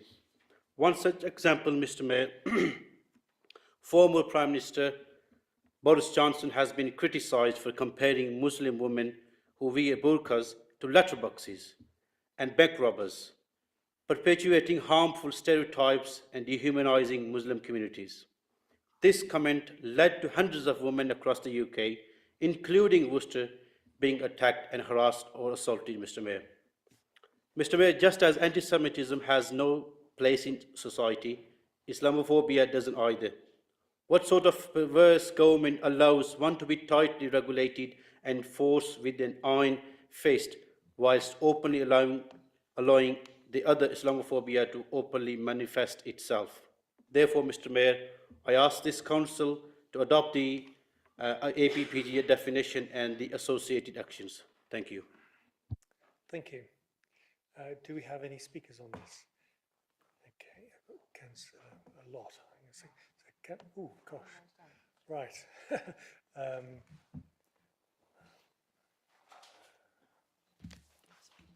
Yeah. Okay, so we'll start off with Councillor Lamb. Thank you, Mr. Mayor. I wasn't going to speak on this motion, but I've been prompted by a comment that was made earlier on about integration and about Britishness, which has concerned me. I mean, I'm going to support this motion in exactly the same way I supported the motion on anti-Semitism that we discussed in an earlier meeting. And I would recommend that members of this council read The Economist this week. There's an excellent article in The Economist. And it basically makes the point that Britain has a surprising superpower, and that superpower is its ability to turn immigrants into citizens. And Britain now has a higher share of foreign-born residents than the United States. Fully 1 in 6 of the inhabitants in this country started their lives in another country. Now, I know for some people that's something to be horrified by. I think that's a great sense of pride that that is a statistic. And Britain excels in taking people from other countries and getting them up to speed economically, socially, and culturally. And The Economist said, for all the sound and fury of our politics over asylum, on integration, it is a model for the rest of the world. And I'm very proud that this country and this city is a model of diversity and integration. These two things are not contradictory. You can have both. And there was a comment made about Britishness earlier on, and I think what can be more British than standing up to racists, than standing up to fascists, whether it be standing against, Mosley and the British Union of Fascists on Cable Street in the 1930s, or whether it's standing up to the English Defence League on the streets of Worcester in the 2000s. And I will give the current Conservative government one piece of credit, and that is the decision to fund a suitable war memorial to mark the fact that hundreds of thousands of Muslims fought for this country in the First World War and the Second World War. And I'm sure I'm the same. I knock on doors sometimes and people come up with all kinds of racist nonsense. And I always take a little bit of delight, I'm afraid, by saying the largest volunteer army in human history were the 1.5 million Sikhs, Hindus and Muslims who fought for this country in the Second World War. Thank you. Councillor Agar. Thank you, Mr. Mayor. Councillor Lamb's quite right. This country, and I think this city, has a proud record of standing up to racism throughout history. And I want to just talk about a personal example that I came across when I was working for the YWCA. A lot of Asian young women used to come in to the projects that we had going, and they were an absolute delight. But one day I was having a conversation with one young woman and she said to me, as a Muslim, I feel I'm always wrong. And her sense of exclusion and discrimination and threat even were heartbreakingly obvious. And really, I think not only is it time that that changed for any young person who feels that, who is a Muslim, but it's also this motion is one step that this council can actually take to tackle the racism in our society and to show leadership within our city. I think really I would like to see all of us support this motion. Thank you. Got Councillor Jagger. Thank you, Mayor. I'm speaking on behalf of the Liberal Democrat Group. We too are saddened that this motion has had to be brought to Council. There's no place for racism or Islamophobia in 2024. As a group, we support the spirit of this motion on the basis that any form of discrimination is unacceptable, and we believe that our Muslim colleagues deserve to be accepted and respected in the same way any other person from any other protected group. We don't want to be drawn into a debate on semantics and how the different words might be interpreted in light of current conflicts, so we're taking the motion as a whole, supporting its broadest anti-discriminatory principle. Thank you. Councillor Amos. Yeah, thank you, Mr. Mayor. Perhaps I could start by as someone who has in the past 5 months had 2 wonderful holidays in 2 very different Muslim countries, and due to go to a 3rd one very soon. So I think just need to set the context. Now I know Councillor Riaz is a serious and sensible politician, and I apologise for that, Councillor Riaz, because I know that won't do you any good in the Labour Party. But I would urge him to reconsider this motion, because I think it's ill-considered, both in its implications and the practicalities and desirability of its enforcement. Many of the bullet points could well be challenged under the grounds of freedom of speech, and may well fall foul of the enhanced rights that politicians have under the human rights legislation of freedom of speech. And let me be specific, because I think this is why I think that the motion needs reconsidering. One of the bullet points is actually about exaggeration. Now, I'm not sure there is any such concept of universal balance. So how would you define something is exaggerated or not? There's another one about loyalty tests. I'm not aware of Muslims, or anybody else in particular actually, of being required to take any loyalty tests. Indeed, Mr. Mayor, as Vice Chairman of the County Council, I have the honour to preside over citizenship ceremonies when people literally of all races, ethnicities, religious ages, from around the whole world receive their certificate, confirming they are finally and properly full British citizens.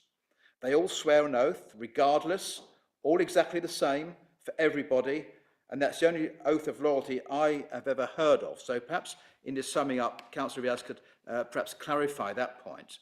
And then there's another point, which again is a genuine question because I don't know the answer. It talks about symbols and images, but I'm not sure which symbols and images, and of course it won't be for me, it will be for somebody else to define what symbols we're talking about. And there's a paragraph which I'll quote, Mr. Mayor, denying Muslim populations the right of self-determination, and it refers to Palestine and Kashmir.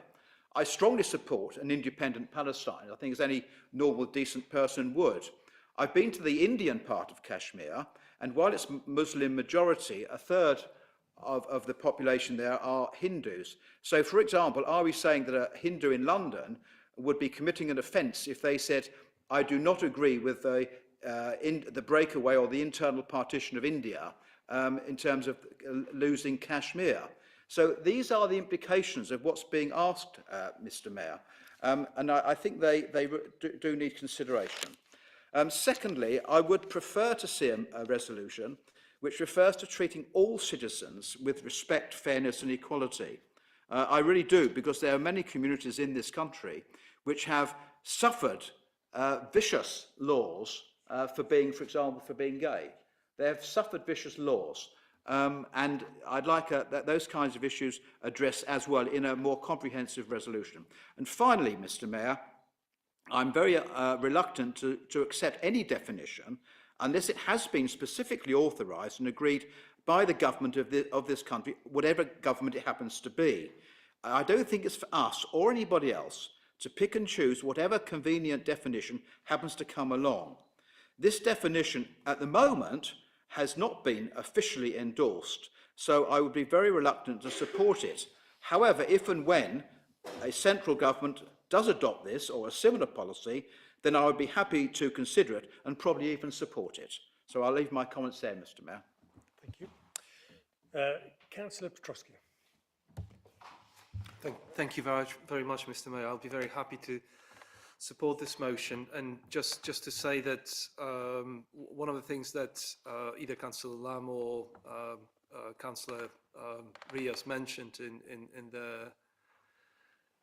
their representation was the mention of Michael Gove. I'll say something about defunding of the national body called the Interfaith Forum, and as a reason to defund it, Mr. Gove quoted that the membership of the Interfaith Forum includes the Muslim Council of Britain, without giving any justification that rules or law has been broken. So it's simply sort of guilt by association with a religious group, as far as I'm concerned.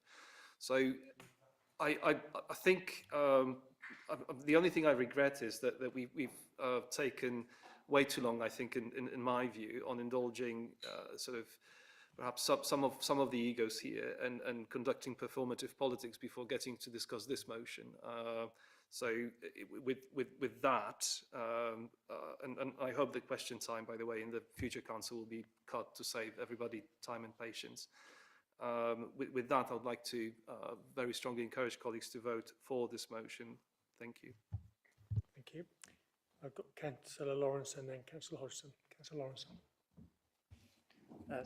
Thank you, Mr. Mayor. Just some very brief comments from myself. Thank you to Councillor Riaz for bringing the motion to council. Islamophobia ramped up in the year 2001 as part of the justification for the case to illegally invade Iraq.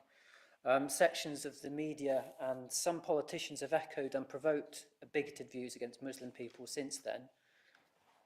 So therefore this council has a role to play in reversing this shameful prejudice.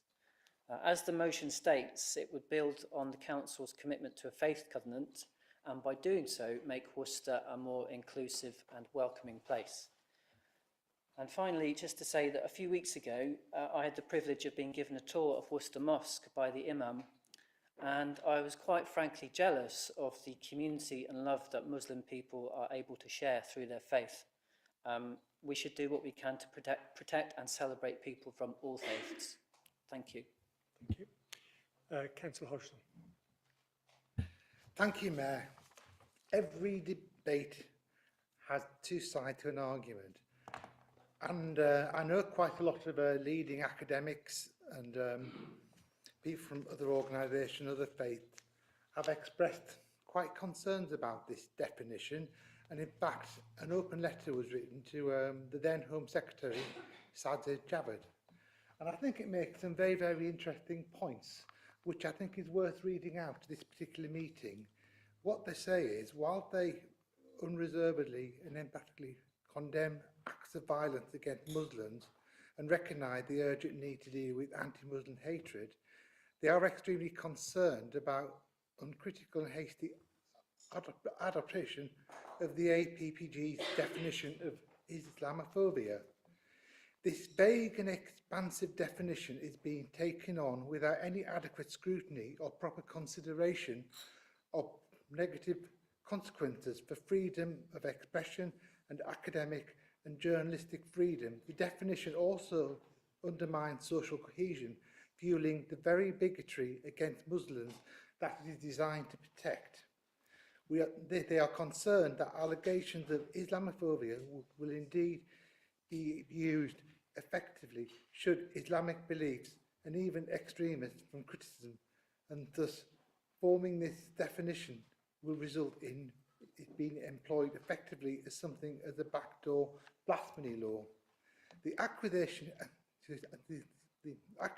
of Islamophobia has already been used against those opposing religious and gender segregation education, the hijab, halal slaughter on the ground of animal welfare, LGBT rights campaigners opposing Muslim views on homosexuality, ex-Muslims, feminists opposing Islamic views and practices relating to women, as well as those concerned about the issue of grooming gangs. It has been used against journalists to investigate Islam, Muslims working in counter-extremism schools, Ofsted resisting conservative religious pressure and enforcing gender equality. Evidently, abuse, harmful practices or the activities of groups and individuals who promote ideas contrary to British values are far more likely to go unreported as a result of fear of being called Islamophobic. This will only increase if the APPG definition is formally adopted into law. They are concerned that the definition will be used to shut down legitimate criticism investigation, while the authors have said it does not wish to infringe free speech. The entire context of the report, the definition itself, and the early signs of how it would be used suggest it certainly would. Civil liberties should not be treated as an afterthought in the effort to tackle anti-Muslim prejudice. The combination of race and religion employed under the confused concept of cultural racism expands the definition beyond anti-Muslim hatred to include illegitimate criticism of the Islamic religion. The concept of Muslims can effectively be transferred to Muslim practice and beliefs, allowing the report to claim that Christian Islam is instrumental to hurt Muslims. No religion should be given special protection against criticism. Like anti-Sikh, anti-Christian or anti-Hindu hatred, they believe that the term anti-Muslim hatred is more appropriate and less likely to infringe on free speech. A proliferation of phobias is not desirable, and as such stated by Sikh and Christian organisations who recognise the importance of free discussion of this belief. Now, they say current regulation provisions are sufficient and laws are in there to protect individuals. I will now wrap up my speech and just simply say this list includes the likes of Peter Chatterjee. It includes the President of the Hindu Council of Birmingham. It includes a National Secular Society. It includes Christian Concern. These are a lot of very respected groups and that, and I suggest we listen to them and we think very, very carefully before adopting this particular policy. Thank you. Thank you. If there are no further points I would like to raise, I'd like to ask Councillor Riaz to sum up before we go to the vote. Yeah, thank you, Mr. Mayor. There's a number of points. I'll deal with a few of them that I've managed to take note of. I mean, it's really interesting, isn't it? You know, freedom of speech comes to mind when, you know, when people want to defend their views when they know they're being kind of offensive. The classic fascist right-wing trope, you know, hiding behind the freedom of speech line. I mean, visiting Muslim countries, it's like saying, I eat curry, I'm not a racist. Or Frank Hester saying, you know, I'm not a racist, I do business with India. You know, silly comments like that, pretending to, you know, cover your own back. Loyalty test. Can I remind the honourable gentleman, the Norman Tebbit cricket test? I mean, if that wasn't a test of loyalty, then I don't know what was. I mean, symbols and images. You know, flags of Saudi Arabia. You know, the Al-Aqsa Mosque, and a couple of other things that I can kind of mention. In terms of, you know, who's this been endorsed by? You know, if it hasn't got an official endorsement, well, it's been endorsed by the Humanist Society, who have also campaigned for the rights of humanists in Pakistan. And you know, finally, Mr. Mayor, if you recall recall the debate that we had in council regarding anti-Semitism, none of these concerns came out. You know, it had to be an all-inclusive, you know, had to cover this group and it had to cover this group. You know, the stark reality of the difference of debate between Islamophobia and anti-Semitism it's a stark reality. Nobody batted an eyelid, and all of a sudden we raise a motion against Islamophobia, and everybody comes out, from the opposition comes out with, you know, any minor excuse to vote this down. It just shows what these members are actually about and what they really believe inside. Mr. Mayor, I've got nothing else to add except to put this to the vote. Thank you. Let's move straight to the vote then. All those in favour of the motion, raise your hand. All those against? Any abstentions? Okay, thank you. Motion's carried. Thank you. Okay, right, moving on to the second motion, council tax system. Councillor Bissett. Thank you, Mr Mayor. I'm going to assume that you have all read the text of the motion. Council tax was brought in a hurry by the Conservative government in 1993, following Margaret Thatcher's short-lived and much-hated poll tax. It uses a banding system based on property values, with Band A being the lowest and Band H the highest. The bands were set in 1991 and have never been updated.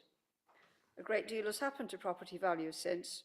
Not only have they increased massively, but also the differences within bands have increased massively. It is ridiculous to tax property using values from 33 years ago. Council tax is a regressive tax. A home valued at 1 million is charged just 0.2% of its value each year on average, whereas a home worth 250,000, the median value in this country, is charged 3 times that rate. According to calculations by the IFS, in 2019, council tax bills for the poorest 10% in England accounted for 1/10 of take-home pay. For the richest 10%, it was just 1/50th. There is only one band for properties valued above £320,000 in 1991, and so the tax stops increasing after this point. Those who live in more expensive houses do not pay as much as those in more modest houses as a proportion of the value of the house. To give a concrete example, compare the council tax bill of 1858 paid for a modest property in Hartlepool worth 150,000 with the 1655 paid for an 8 million home in Westminster. The residents of the Hartlepool property are paying over 1% of the value of their house, whereas those in the Westminster property are paying just 0.02%. Property taxes are much fairer in many other countries. An article in The Guardian from 2019 states, an American hedge fund billionaire bought 3 properties. One overlooks Buckingham Palace at Hyde Park Corner and cost 100 million. Another is a new townhouse across the park at Carlton House Terrace, costing 95 million. The third is a penthouse at New York's 220 Central Park South, costing $238 million. All have been eulogised as stunning. Something else is stunning, but is not reported. The property tax that the billionaire will pay to New York on his 200 million home will be at least an eye-watering £280,000 a year. But drive a starting tier. He can afford it. Instead, switch to London. Here, the sum total of what Griffin will pay Westminster for his pied à terre is just 2,842, the council tax on 2 H-band properties. We all know that since the Conservative Lib Dem coalition took over the government of this country, local government has not been properly funded. The result has been failing councils. 6 so far have come to grief, and many more are on the brink.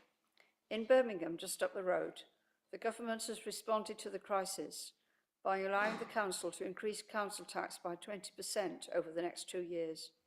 How unfair to expect the ordinary citizens of Birmingham to cough up when the local government funding is so inadequate and so unpredictable. I favour the proposal of The Economist, which is to replace council tax by a proportional property tax, set at a fixed proportion, say 0.4% of a home's value. The Institute for Fiscal Studies has estimated that fully 70% of households in England will pay less tax under such a system. The richest 10% of households will pay an additional £750 per year.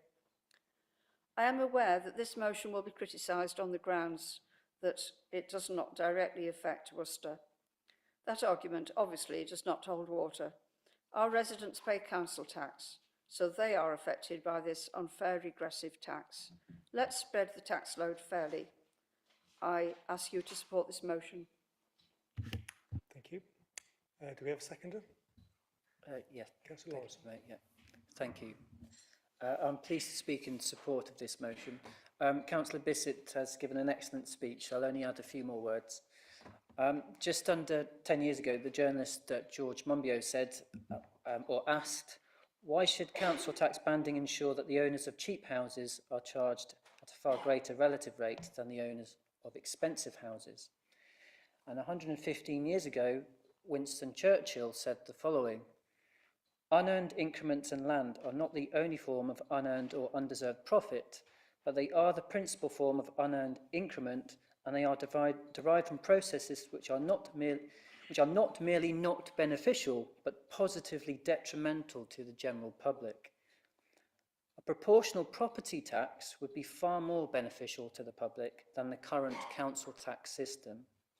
By supporting this motion, we would be supporting the public.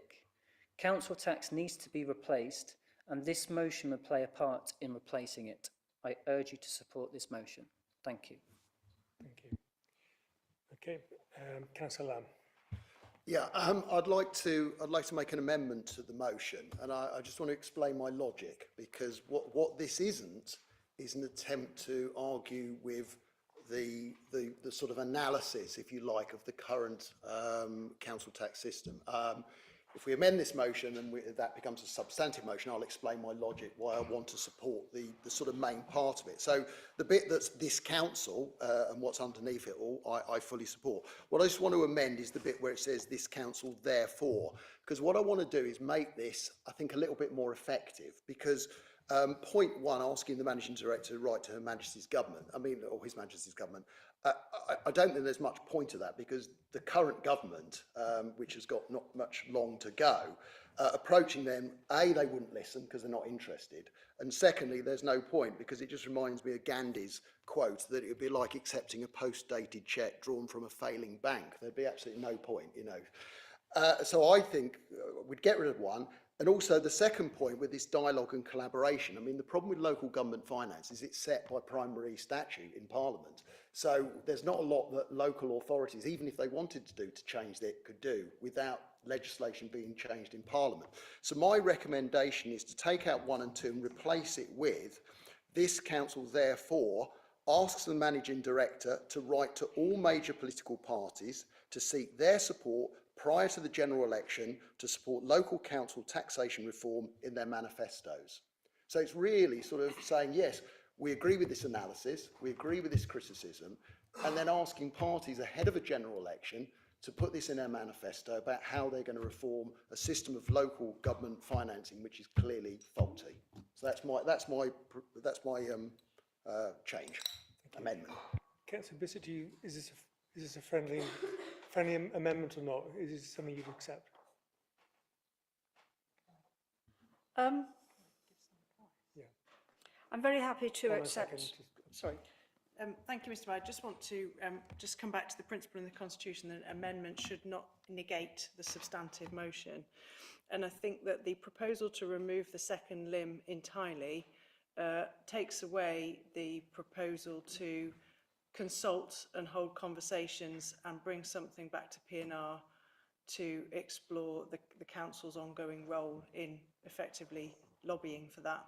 So I think that the amendment to the first part doesn't feel like it challenges the principle around negate, because it's just about who is written to. The second point, the proposal to remove entirely the point about dialogue and collaboration, I think that it will undermine the substantive motion to remove that completely. Councillor Bissett. That's exactly my view as well. I'm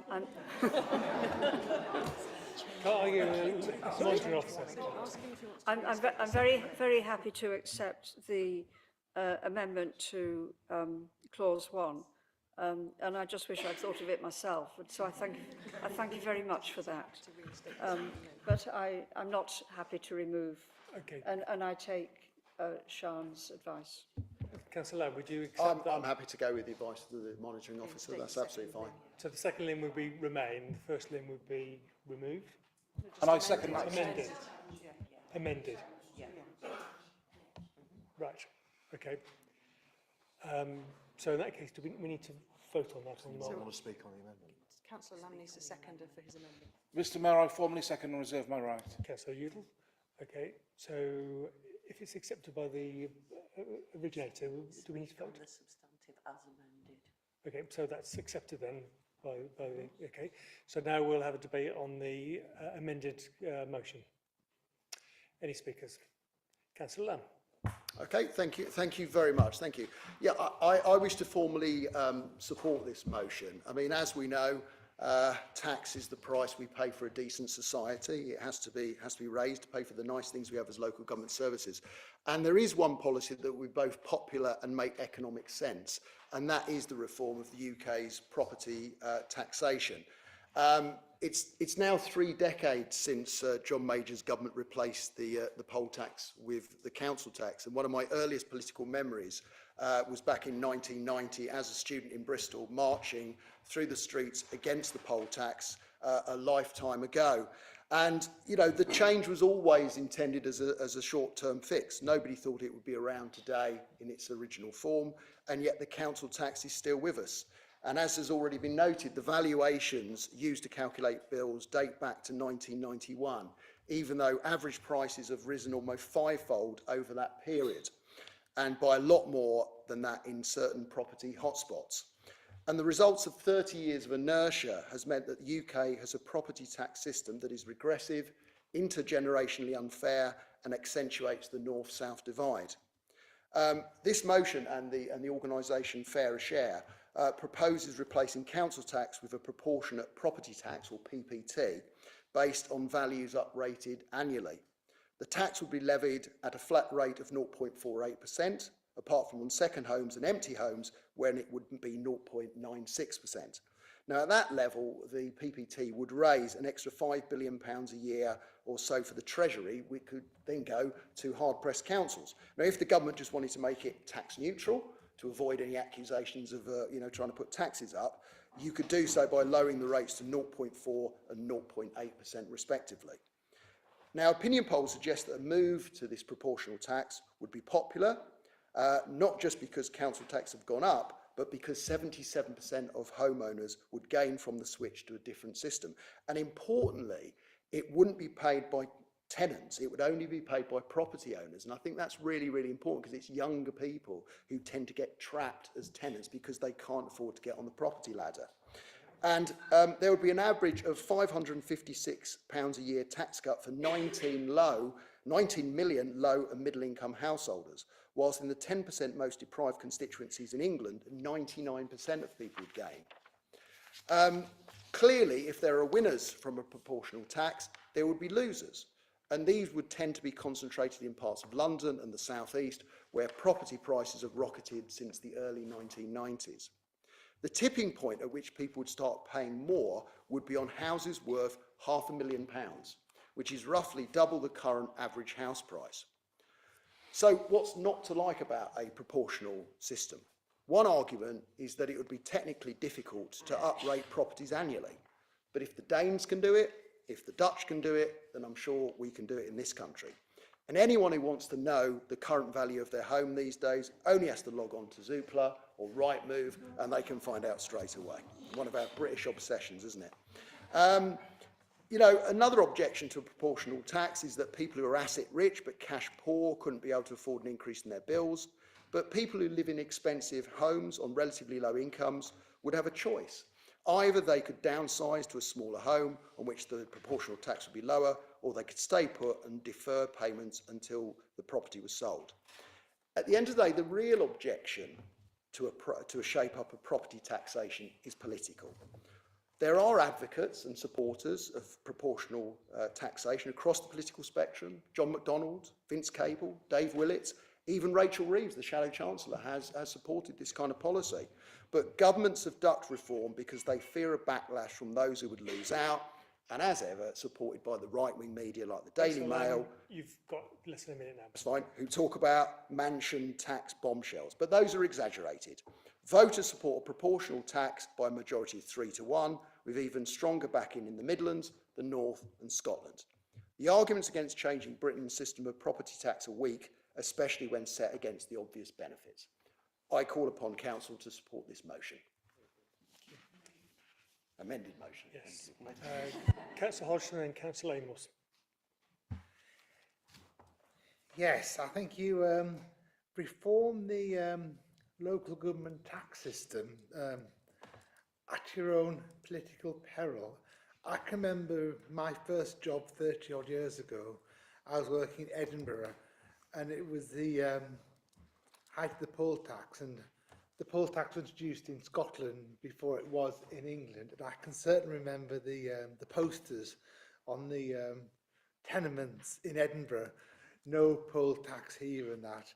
And of course, the reason why the poll tax was introduced was because Scotland had a rating revaluation system, which is what this motion suggested, that actually proved to be very, very unpopular, and people ended up paying far more in domestic rates. And the government was pressed to do something about it, but unfortunately went around it in the wrong way by introducing this poll tax thing.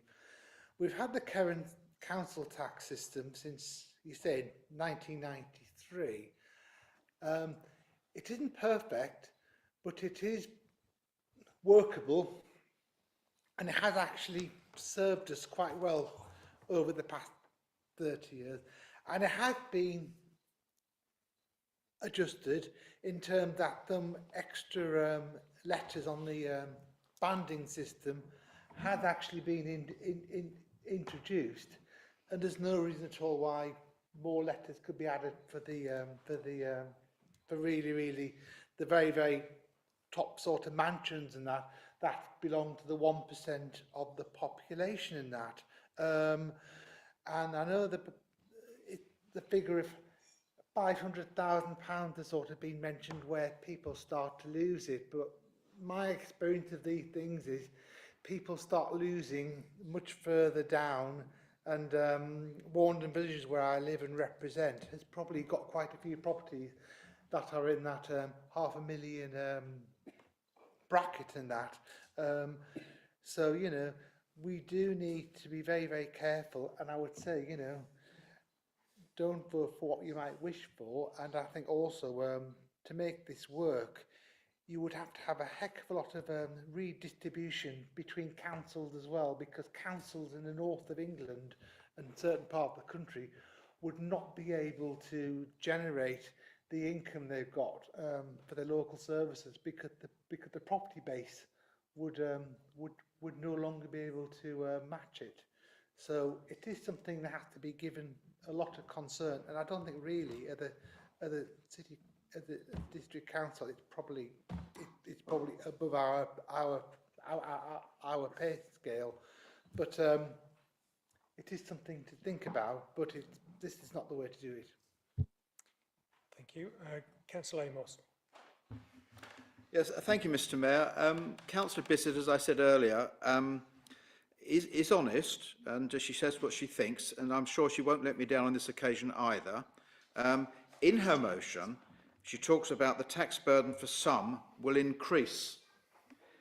In her summing up, can she tell us more precisely who is going to pay more tax? It's no good just saying some. Who in particular, because people will need to know whether the new system is better.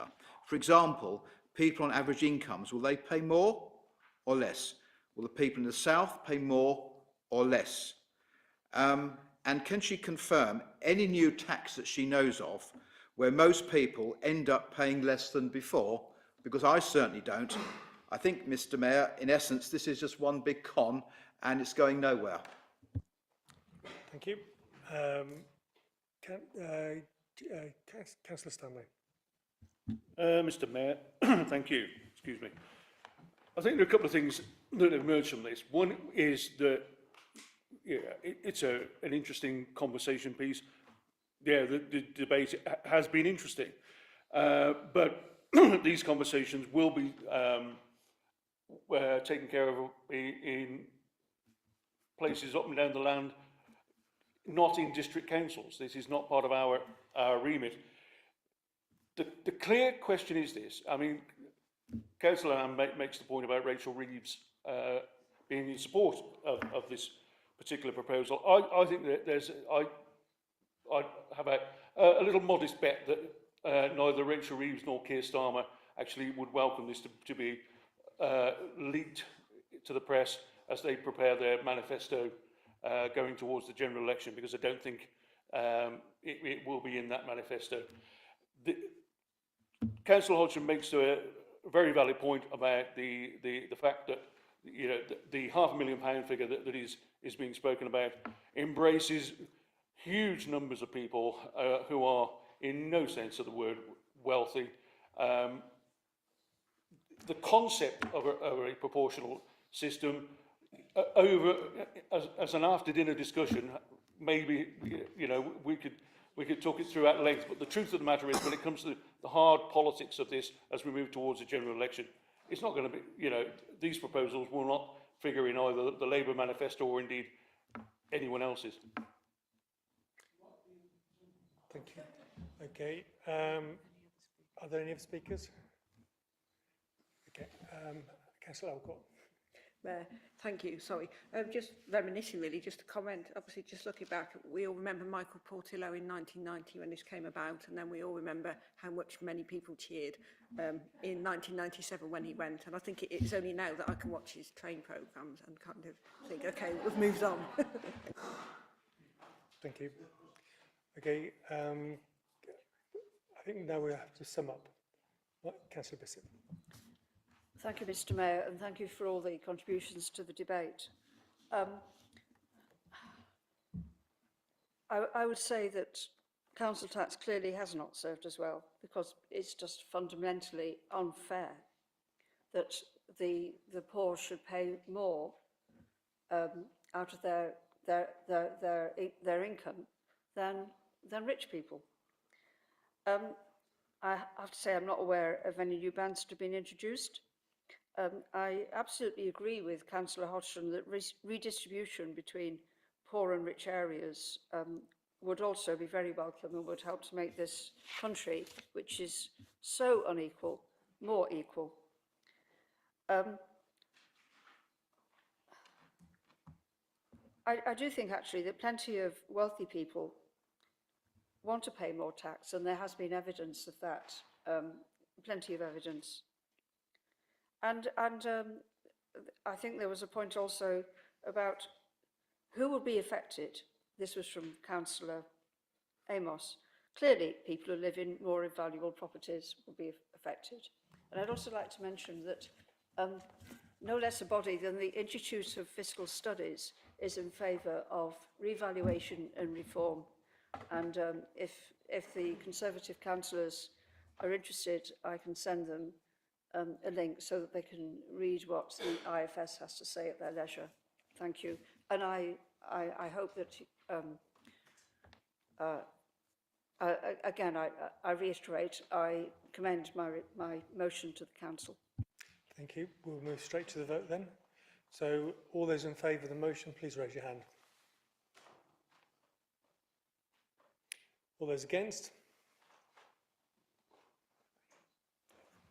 James has got a hand up like that. Okay, and any abstentions? No. Okay, that motion is carried. Thank you. Okay, so we're on to motion number 3. Councillor Denham. Chair, there's a request for a short break. Yes? Short, 10 minutes. 10 minutes? Yeah, let's make it a genuine 10 minutes rather than a long 10 minutes. So Okay.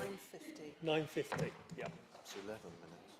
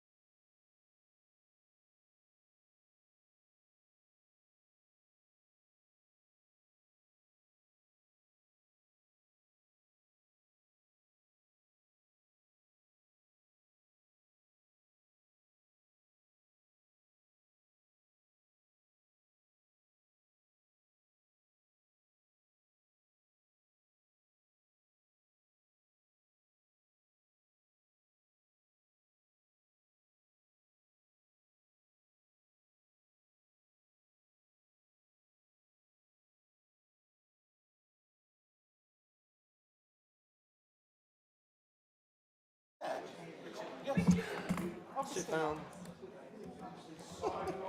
Okay, the first item is agenda item 8.1.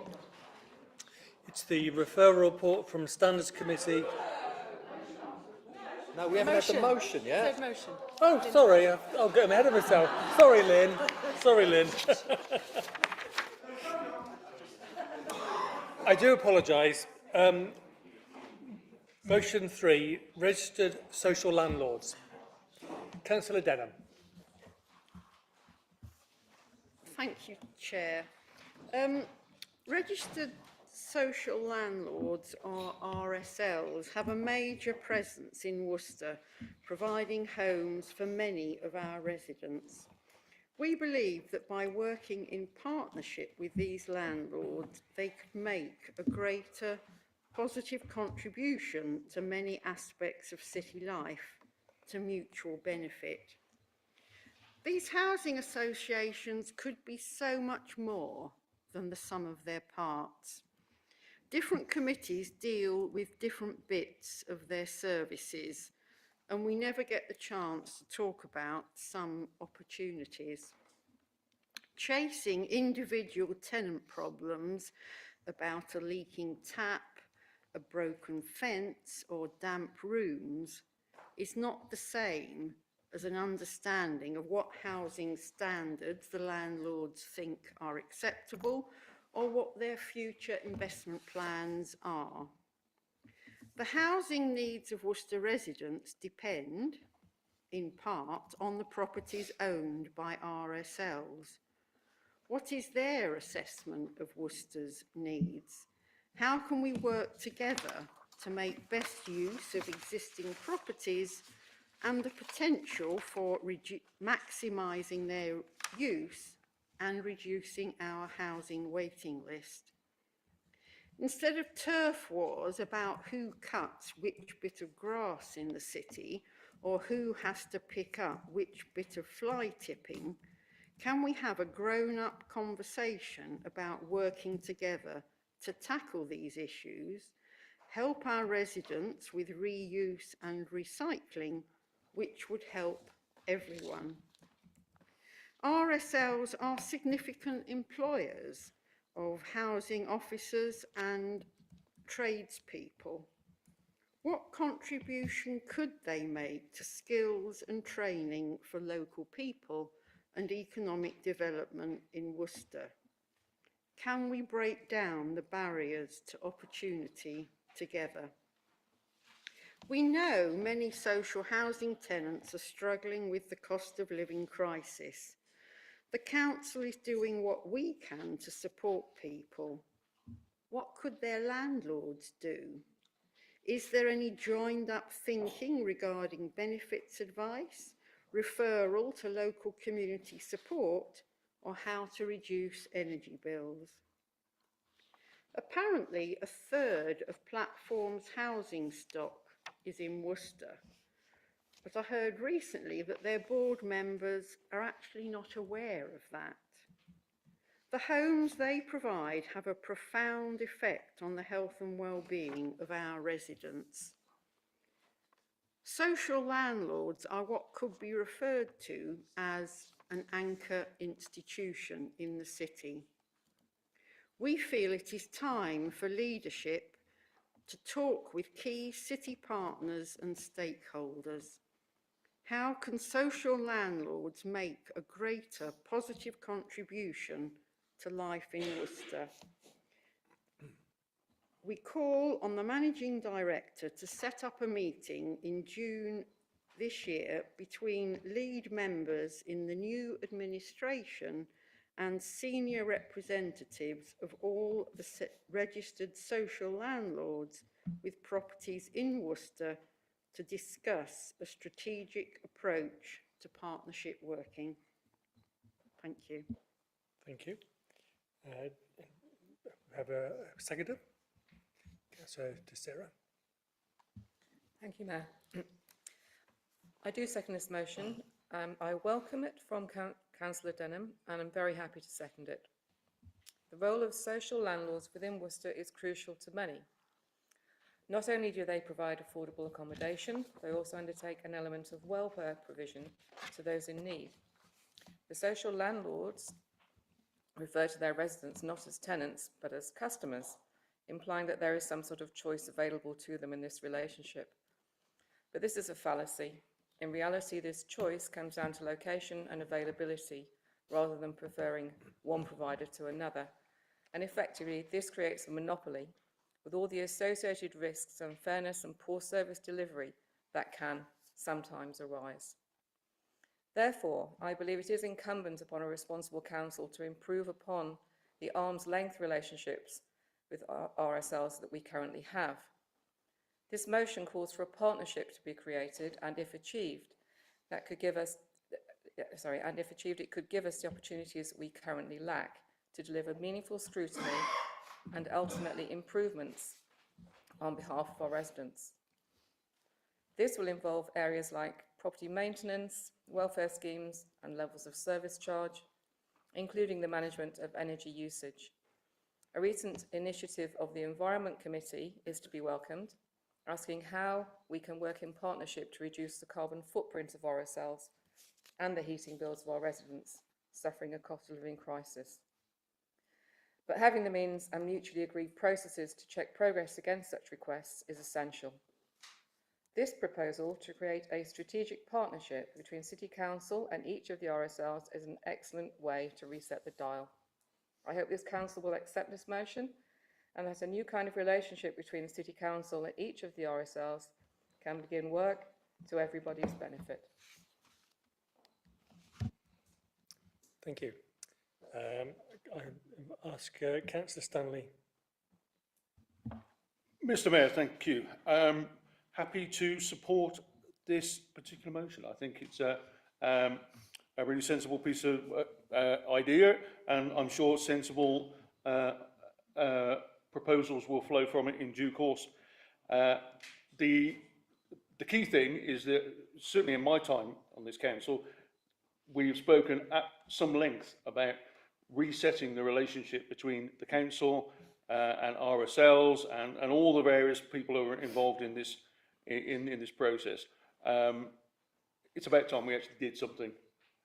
So happy to support it, and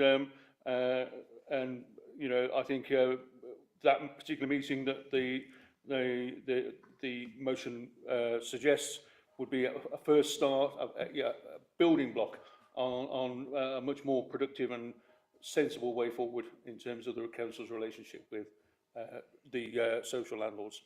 Thank you. Councillor Cross. Thank you, Mayor. Thank you very much for bringing this motion, tabling this motion, and I'm happy to support it. I know there's, well, several residents on Warner Parish South, or Leopard Hill, as now called, have been in touch, whether as owner-occupiers or as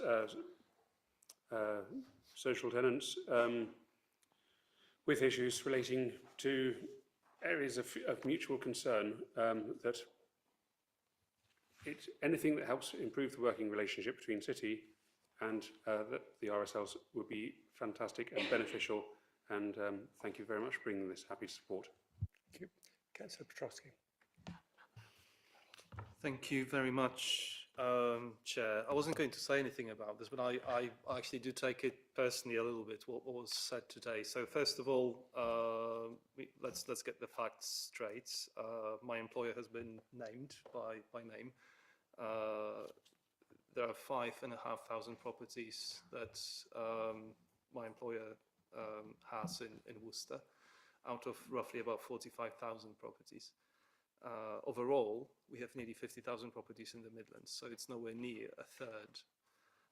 What I would also like to suggest is that I really struggle. One of the reasons I'll be happy to leave this place, to be perfectly honest, is that I struggle with sort of doublespeak and sort of hidden agendas. I do not operate like that. I have one suggestion, because there's plenty of opportunities that this council has had in terms of improving the relationships, including the visits to different committees by housing providers. I think one suggestion I'll make is not bashing the housing providers in the local newspapers, because my feeling is that is not going to be conducive to a dialogue and strategic or other partnership. I was going to abstain for obvious reasons and say nothing, but I feel compelled to call out things which I don't think are entirely clear intentions here. Thank you. Councillor Lamb.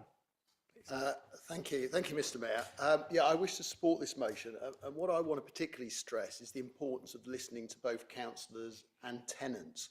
I mean, obviously, as a council for St John's, we have a number of social housing developments in our ward, run by providers such as platforms, such as Nexus Housing, for example, and a considerable proportion of my casework is dealing with tenants from housing associations. And I'm just going to pick up on a point that's just been made. I've got an ongoing issue with a tenant, and we're now reaching the point, to be honest with it, where I'm going to have to go to the press.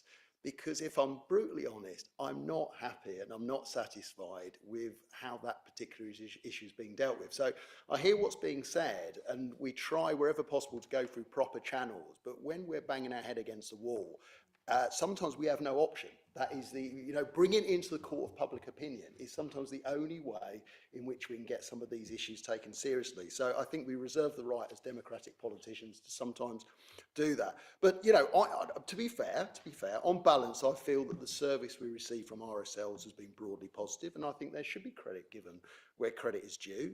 The wholesale refurbishment of the St John's high-rise flats was successful. The work done recently by Platform to replace the soil stacks in the same development has been done efficiently and professionally. And councillors in St John's, we're very lucky to have regular meetings with Platform staff, which give us the opportunity to raise individual issues of concern. And this is a really vital service because it's the individual cases which are often the most important. Having a gleaming facade means nothing if your toilet is broken or the lift doesn't work or a wall is mouldy. But I do understand from fellow councillors that such regular meetings are not always consistent across the city, and they should be honest with you. And the issue I find frustrating is that we have no direct control over housing associations. The most we can hope to do is cajole and persuade them to listen to us, which is sometimes a difficult process. And it's clear that some tenants still regard their homes as a council house, giving us sometimes all of the responsibility and none of the power. And occasionally there's a feeling that council intervention is unwelcome and the tenants themselves should be the ones raising concerns. However, part of our role as councillors is to speak out for those who lack the confidence to do so. And I do feel, that councillors should have formal consultation roles on RSLs, and perhaps this meeting of minds, bringing these people together with the council, can be a halfway house. And there is evidence that the national government is becoming more proactive in intervening in the work of housing associations. And this is a power that, in the spirit of devolution, should be handed down to local councils such as ours. What I would say, that I still think RSLs provide largely decent homes, but one of the problems is the sector has been cut adrift from its original social purpose. As housing associations have merged and grown, local offices have become centralised, and complaints become easier to ignore when registered in a distant call centre. Tenants' voices can be all too easily drowned out. And what we need to do is ensure that tenants are treated as empowered citizens who have democratic influence. And the government were talking about pledging £500,000 to help train tenants in how to make their voices heard. But giving them lessons in how to complain better is rather a condescending approach to a systematic problem, I find, because many of our tenants are already all too familiar with complaints procedures, but have seen their complaints ignored. So I think what we really need is both locally and nationally, is a democratically national tenants body which would give social housing tenants a say in shaping policy and a greater power to raise complaints. And we did have one. The last Labour government, it established a national tenant voice organisation in 2010, and then the coalition government almost abolished it almost instantaneously about a year later. You've got about just under a minute left. Thank you. So reviving a similar initiative is key to ensuring that tenants are listened to and tragedies are prevented. So I formally support this motion. Councillor Lawrence. Thank you, Mayor. As someone who sat on a task and finish group with yourself and Jill and Lucy, who's now not a member anymore, one of the things we did find is it was very difficult to reach out to people in these situations. It was one of the things we found difficult to achieve. So I'm quite pleased that this motion's been brought to council, and I'm hoping that through communities and through the next council administration that we are successful for the benefit of members trying to help their residents, officers trying to interpret the law, and indeed for anybody who's resident in these houses and the social landlords themselves. I think it would be very useful. Thank you. I've got Councillor Cocker and then Councillor Lawrence. Steve. Thank you, Mayor. Yeah, I'm very happy to see this motion and support it. You know, I think it's a good step forward for improving relations and to get things done to improve the lives of social tenants in Worcester City. On my wish list for the agenda would be to increase provision of secure cycle parking. But other than that, I'm very happy with the motion. Thank you. Councillor Lawrence. Thank you, Mr. Mayor. Yeah, support the motion. Only last night did I propose that at the next Communities Committee meeting that we receive an update on some of the sustainability strategy measures that we agreed back in 2019, 20. The first one that I proposed was the one about supporting local registered housing providers, including Platform, Sanctuary, Rooftop and others, to improve the energy efficiency of their social housing stock in Worcester.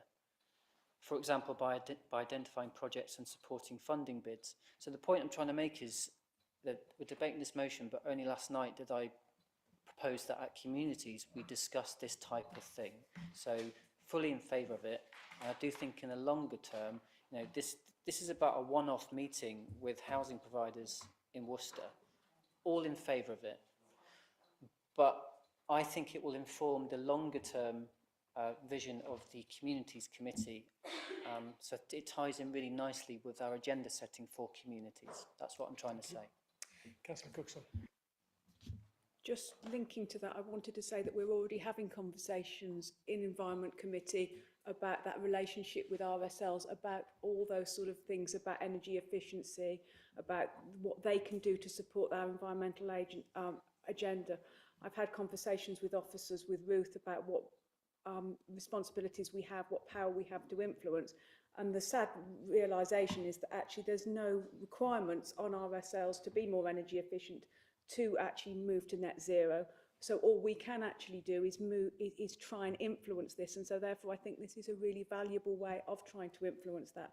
And it does support the work that we're already doing in Environmental Committee that's already on the agenda, that I've been having conversations with Ruth about and that Karen and I have been having through those briefing sessions. So it all links together. Thank you. Councillor Agar. Thank you. I'd just like to add a little to what Councillor Lambert said, because I have strong memories of the 3 blocks of flats being refurbished over in St John's, partly because it was in my mayoral year. And I walked round the scaffolding with the project manager, and I also climbed the ladder right to the top of one of the blocks of flats to put a tree branch up there as a topping off ceremony. It was in the pouring rain, it was very slippery, and I'm not very good with heights. So I do remember it very clearly, and 2 of the things strike me about all of that. It was a period when Worcester Community Housing actually was a local organisation with councillors on the board who influenced the quality of that build, and it was co-designed with the tenants. So they actually got what they wanted, and didn't they do a good job? It's a real pity that we have this distance between us and the current housing association, which is much larger and much less, it feels much less committed to local people. I hope we can amend that or do something about it. Thank you. So I think there are no further speakers, so I'll ask Councillor Denham to sum up. Thank you very much, Chair, and thank you for colleagues for your support on this. I think it absolutely illustrates the wide agenda and that we have to discuss with the social landlords. I'm happy to stand corrected with regard to numbers. I didn't have the actual numbers to hand. I was quoting a hearsay conversation, so very happy to be corrected. But, you know, an organisation that has 5,500 properties in Worcester is an anchor institution, and that has a profound effect on those individuals. And, you know, the social landlords have a difficult job, and I think, you know, legislation and some of the things that have taken place within the last 14 years with austerity have actually made their job harder. I completely appreciate that, you know, there are different numbers of properties within different wards, so some of us have more experience or different experience than others. The reference to double speak and a hidden agenda, I just kind of, I don't understand that. This is a genuine motion. I do feel that to some extent it's a difficulty of the committee system of not having political leadership for strategic partnership stakeholder conversations. And this is about taking the conversation up a level and covering the entirety of the agenda and what we can do collectively together. That absolutely is the aim, and I thank everybody for their support. Thank you. So we move straight to the vote then. All those in favour, please raise your hand. All those against? Any abstentions? Thank you. That motion is carried. Right, so we're now on to reports from the relevant committees.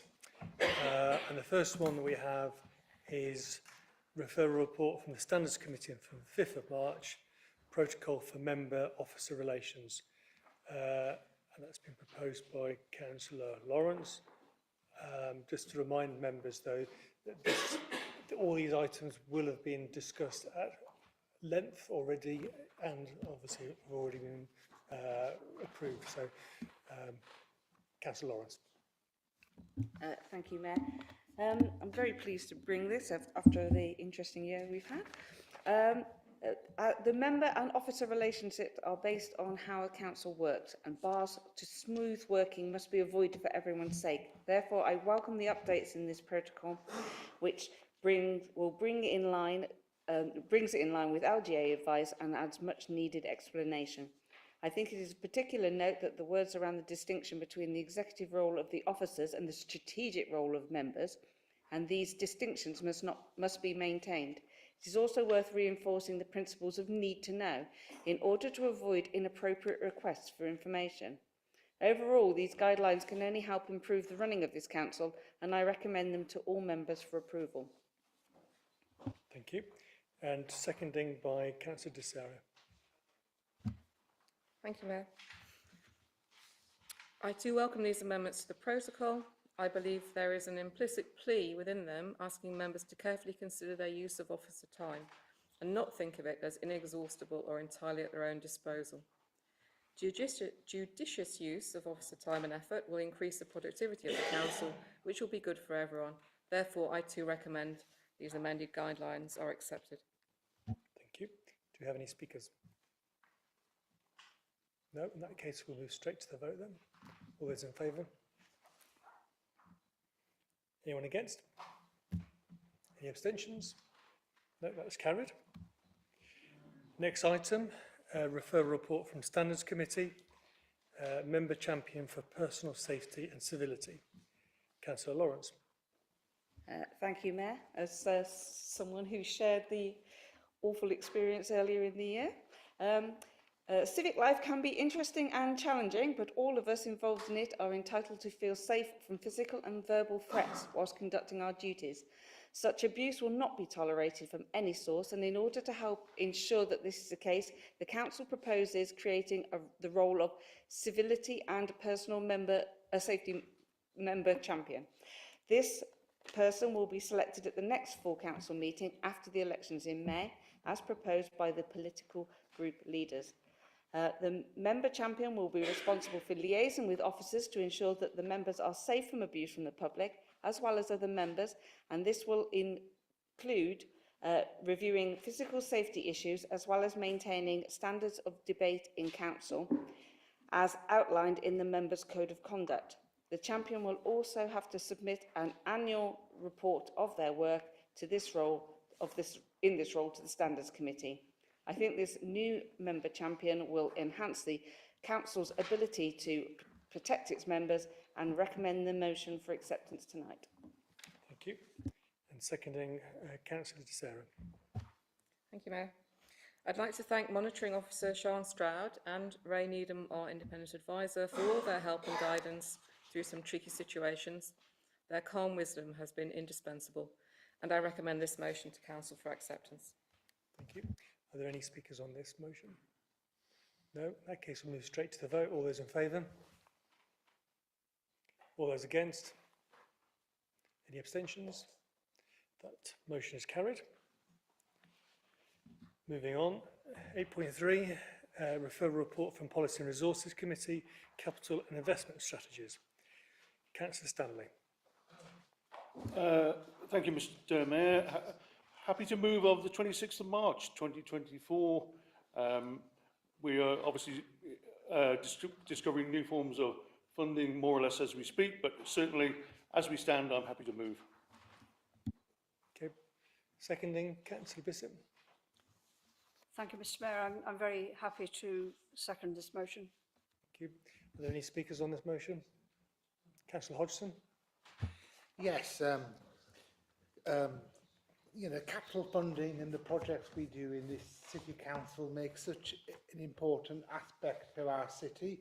And as earlier, when the tribute to Simon Geraghty was made about the fantastic project we've got, we're undergoing really good projects at the moment. One of them, which is in danger of not being delivered to the standard we expect to, that is the Scala Theatre.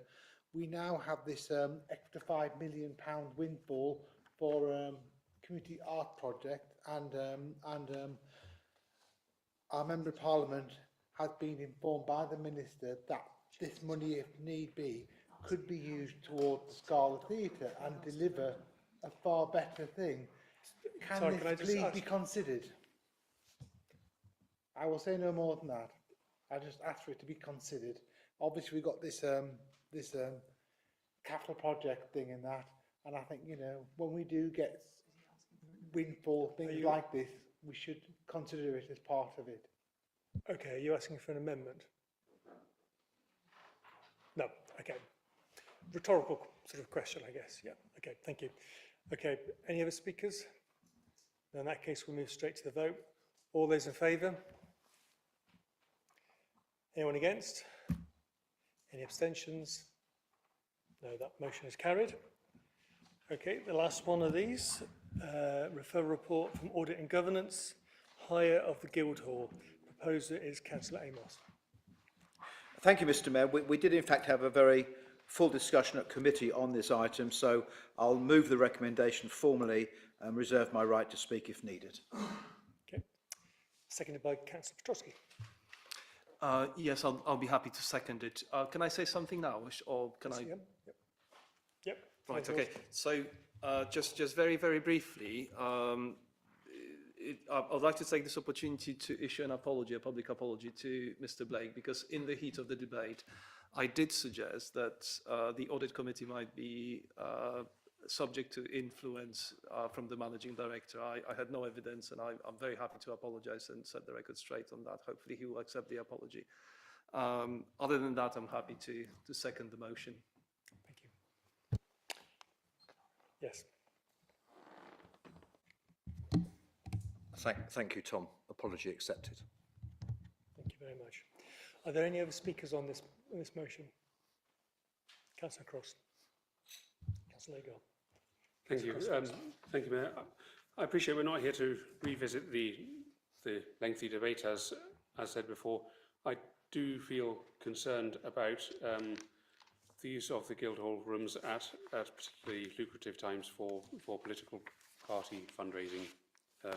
That's something that I feel, especially if it's not really overt for anybody in the room pre-purchase, I really struggle with that personally, and I just need to put that on record, please. Thank you. Councillor Agar. Thank you, Mr. Mayor. I think my main concern really is that it feels as if a lot of community organisations will be unable to use the Guildhall, partly due to expense, in the future. And that concerns me because the Guildhall is the heart of civic life. And I'd like to feel that we would be willing to invite our community in, invite local organisations in as much as possible to the heart of our civic life.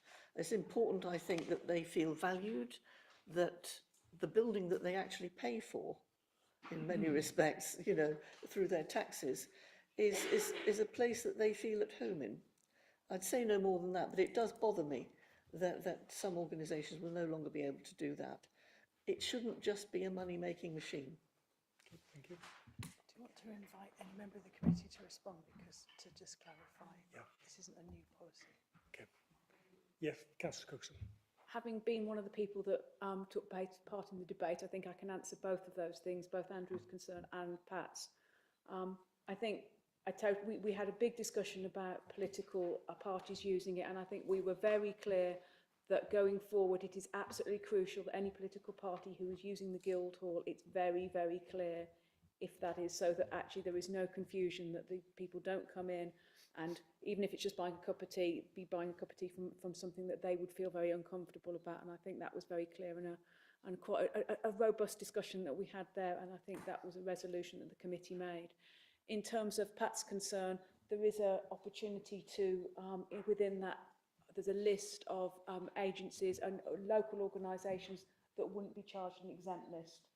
And I think some of the organisations that you'd be particularly concerned about are on that exempt list, and there would be nothing to stop that exempt list being reviewed and other organisations being added to that, so that we don't lose that heart of that community for those groups who really are doing an enormous amount of good for our city and who can't afford to hire the Guildhall.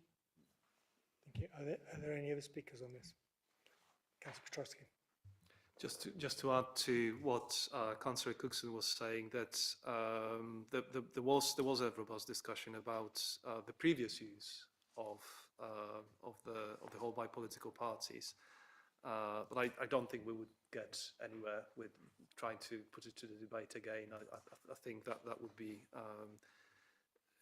predetermined, I think. So it gives me some hope that this place will be used on a fair basis going forward. Thank you. Thank you. I'd like to just make a quick comment on this as well. I see this as quite a big step forward and a big improvement on the policy. I definitely don't think it's the final answer, but it is obviously better. I'm not proposing to mend it or change anything, but one thing I would say is that, and obviously it's really good that obviously if people go in and buy a mince pie, they know it's going to be donated to a political party. I think that's really important to have proper labelling, and we know that people know what they're giving money to. That's really important. But the idea to move so that everyone gets a chance, it sounds great in principle, but what happens if there's 5 parties or 3 parties or whatever? What about a new party that just forms? This really does entrench the benefit to the councillors who already got a party and already got councillors. What about if Reform Party wants to do a fundraiser? What about if another political party wants to do that? So I think it's an improvement, but I still think there's probably room to go in the future. Councillor Cookson. I just wanted to respond to say that we did discuss that, because we had a discussion with the monitoring officer about what the definition of a political party, and I think we were in the agreement that if it's a definition of a political party, they would be included. Okay, thank you. Thank you for correcting me. Thank you. Councillor Denham. I mean, just for the sake of the tape, or, you know, for those that are only hearing this debate, to bring people back to what actually it is we are signing off and agreeing. It is about a policy for the hire of the Guildhall. Much of the conversation has been about political parties and kind of allegations about what has or hasn't happened in the past. What we have here is a policy about hire of the Guildhall and equitable access to political parties, anybody that wants to hire the space and the fees that they have to pay. So that is what we are agreeing this evening. Thank you. Can you just want to note that in the future it will be subject to review by the P&R committee, so your point about it can be reviewed again. Okay, I've just been informed that in the future this will be periodically reviewed by the Policy and Resources Committee. So if there's any requirement to change anything in the light of experiences, then that will be an opportunity to do that. So that sounds very good to me. Okay, Councillor Amos. Thank you, Mayor. Just very briefly, Councillor Denham's absolutely right. It is about the general policy of hire of the Guildhall, not about whether political parties can have it every year or they've got to do it in rotation. So that's the first point. The second point is I just want to, at this point, really commend the Guildhall staff who manage the hiring policy. They are incredibly helpful and they go out of their way to make their hire go smoothly. They're welcoming to guests. They are the front line of the Guildhall. And I'm proud of all of them. They do their job superbly well, and I'd like that recorded, please, Mr. Mayor. Thank you. We'll put that in the minutes. Thank you. Right, so all those in favour, raise your hand. Anyone against? Any abstentions? Okay, just one against, so that motion is carried. Right. So moving on to agenda item 9, and that is the report of the Children and Young People's Champion. Councillor Matt Lamb. Thank you. Councillor Udall. So you have in your pack the report from the Children and Young People's Champion for this year. I'm not proposing to go through it line by line at this late stage, but what I do want to do is pull out some broad themes from this year. I mean, it's always good to start by sort of just highlighting the wide scope of this particular role, because obviously when you're dealing with children and young people, you are literally dealing with everyone from babies, and sometimes pre-babies actually, up until, you know, young people in their 18 or even in some circumstances 18 plus. So I attended the Keep Me Safe strategy, which was all about, you know, when a baby is born, you know, making sure that that baby is healthy, looked after right from the day they are born, and obviously the role then follows them all the way through their lives, right and up until they become an adult. And obviously the role is complicated by the fact that there's a variety of organisations which are involved in looking after and caring for young people and children in the city. And, you know, the Worcester Youth Collaborative is an important sort of body which draws together the threads of these various sort of government, non-government, third sector bodies together to coordinate what we do for young people and children in the city. And obviously Worcester City Council is an important player, but it's not the only player. And in some cases it does have direct power over services that affect children and young people, but sometimes, you know, it's a bit of more of an arm's length organisation.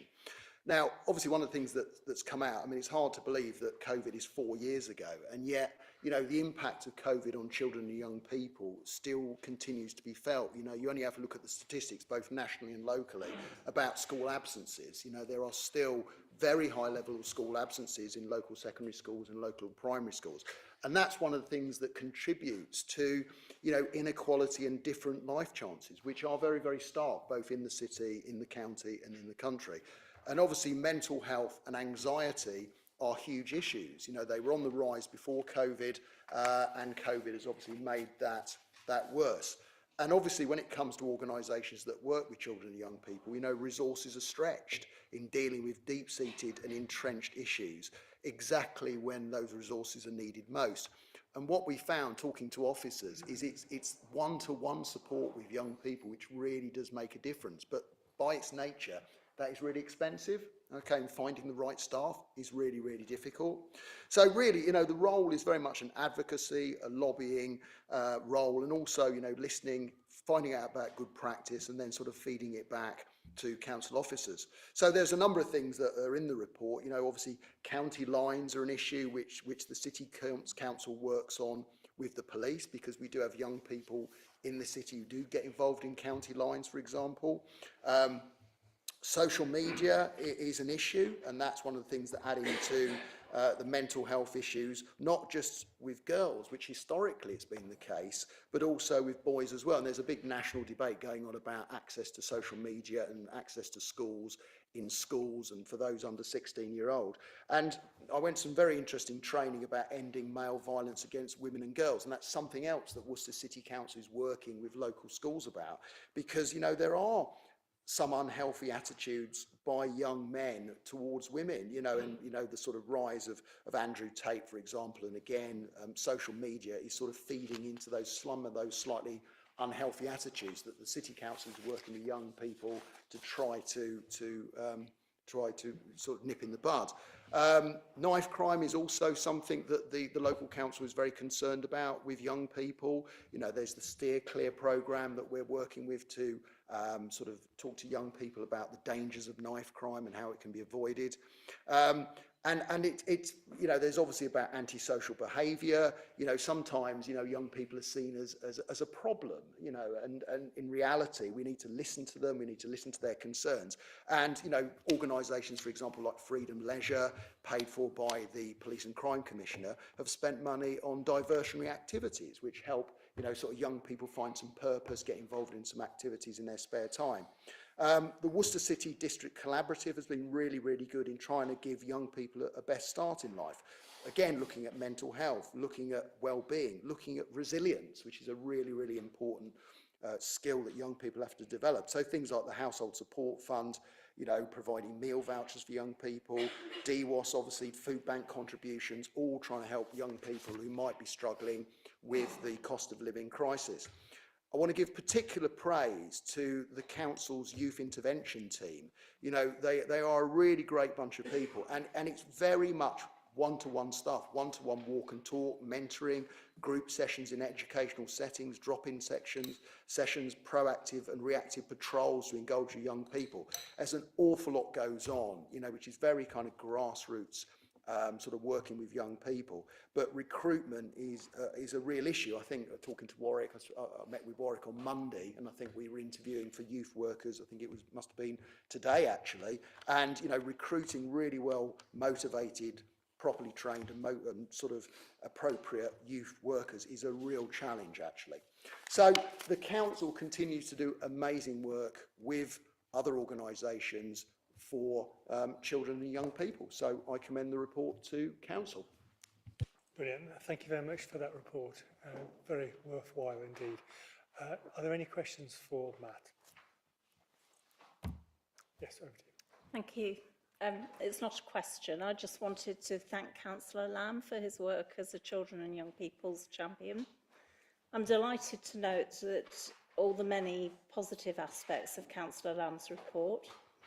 And I particularly like the idea of educating parents about the risks posed by county lines gangs.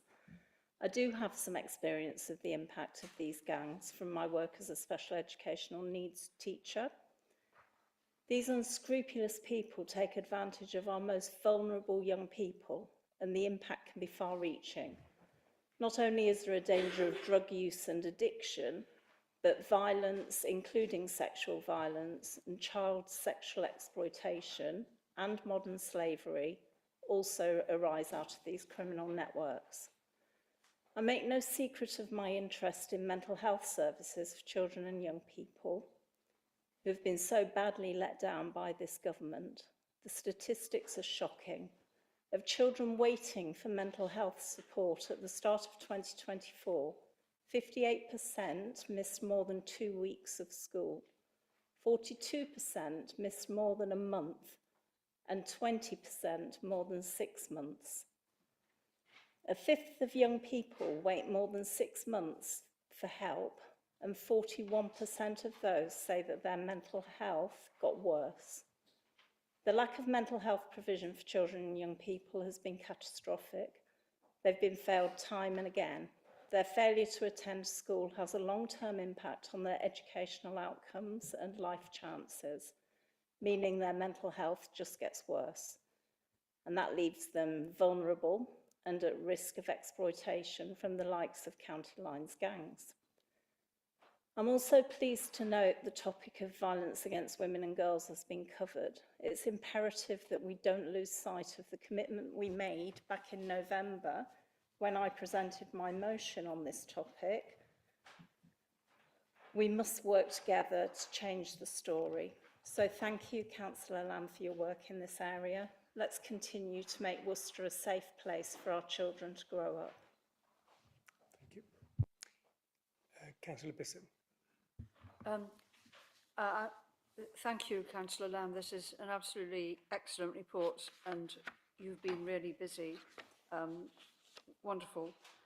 I just wanted to raise my concern, which I'm sure will be a concern of everybody here, that there's no, the Public Health Funded Youth Intervention Officer contract will end in March 2025 with no identified funding for 2025 to 26.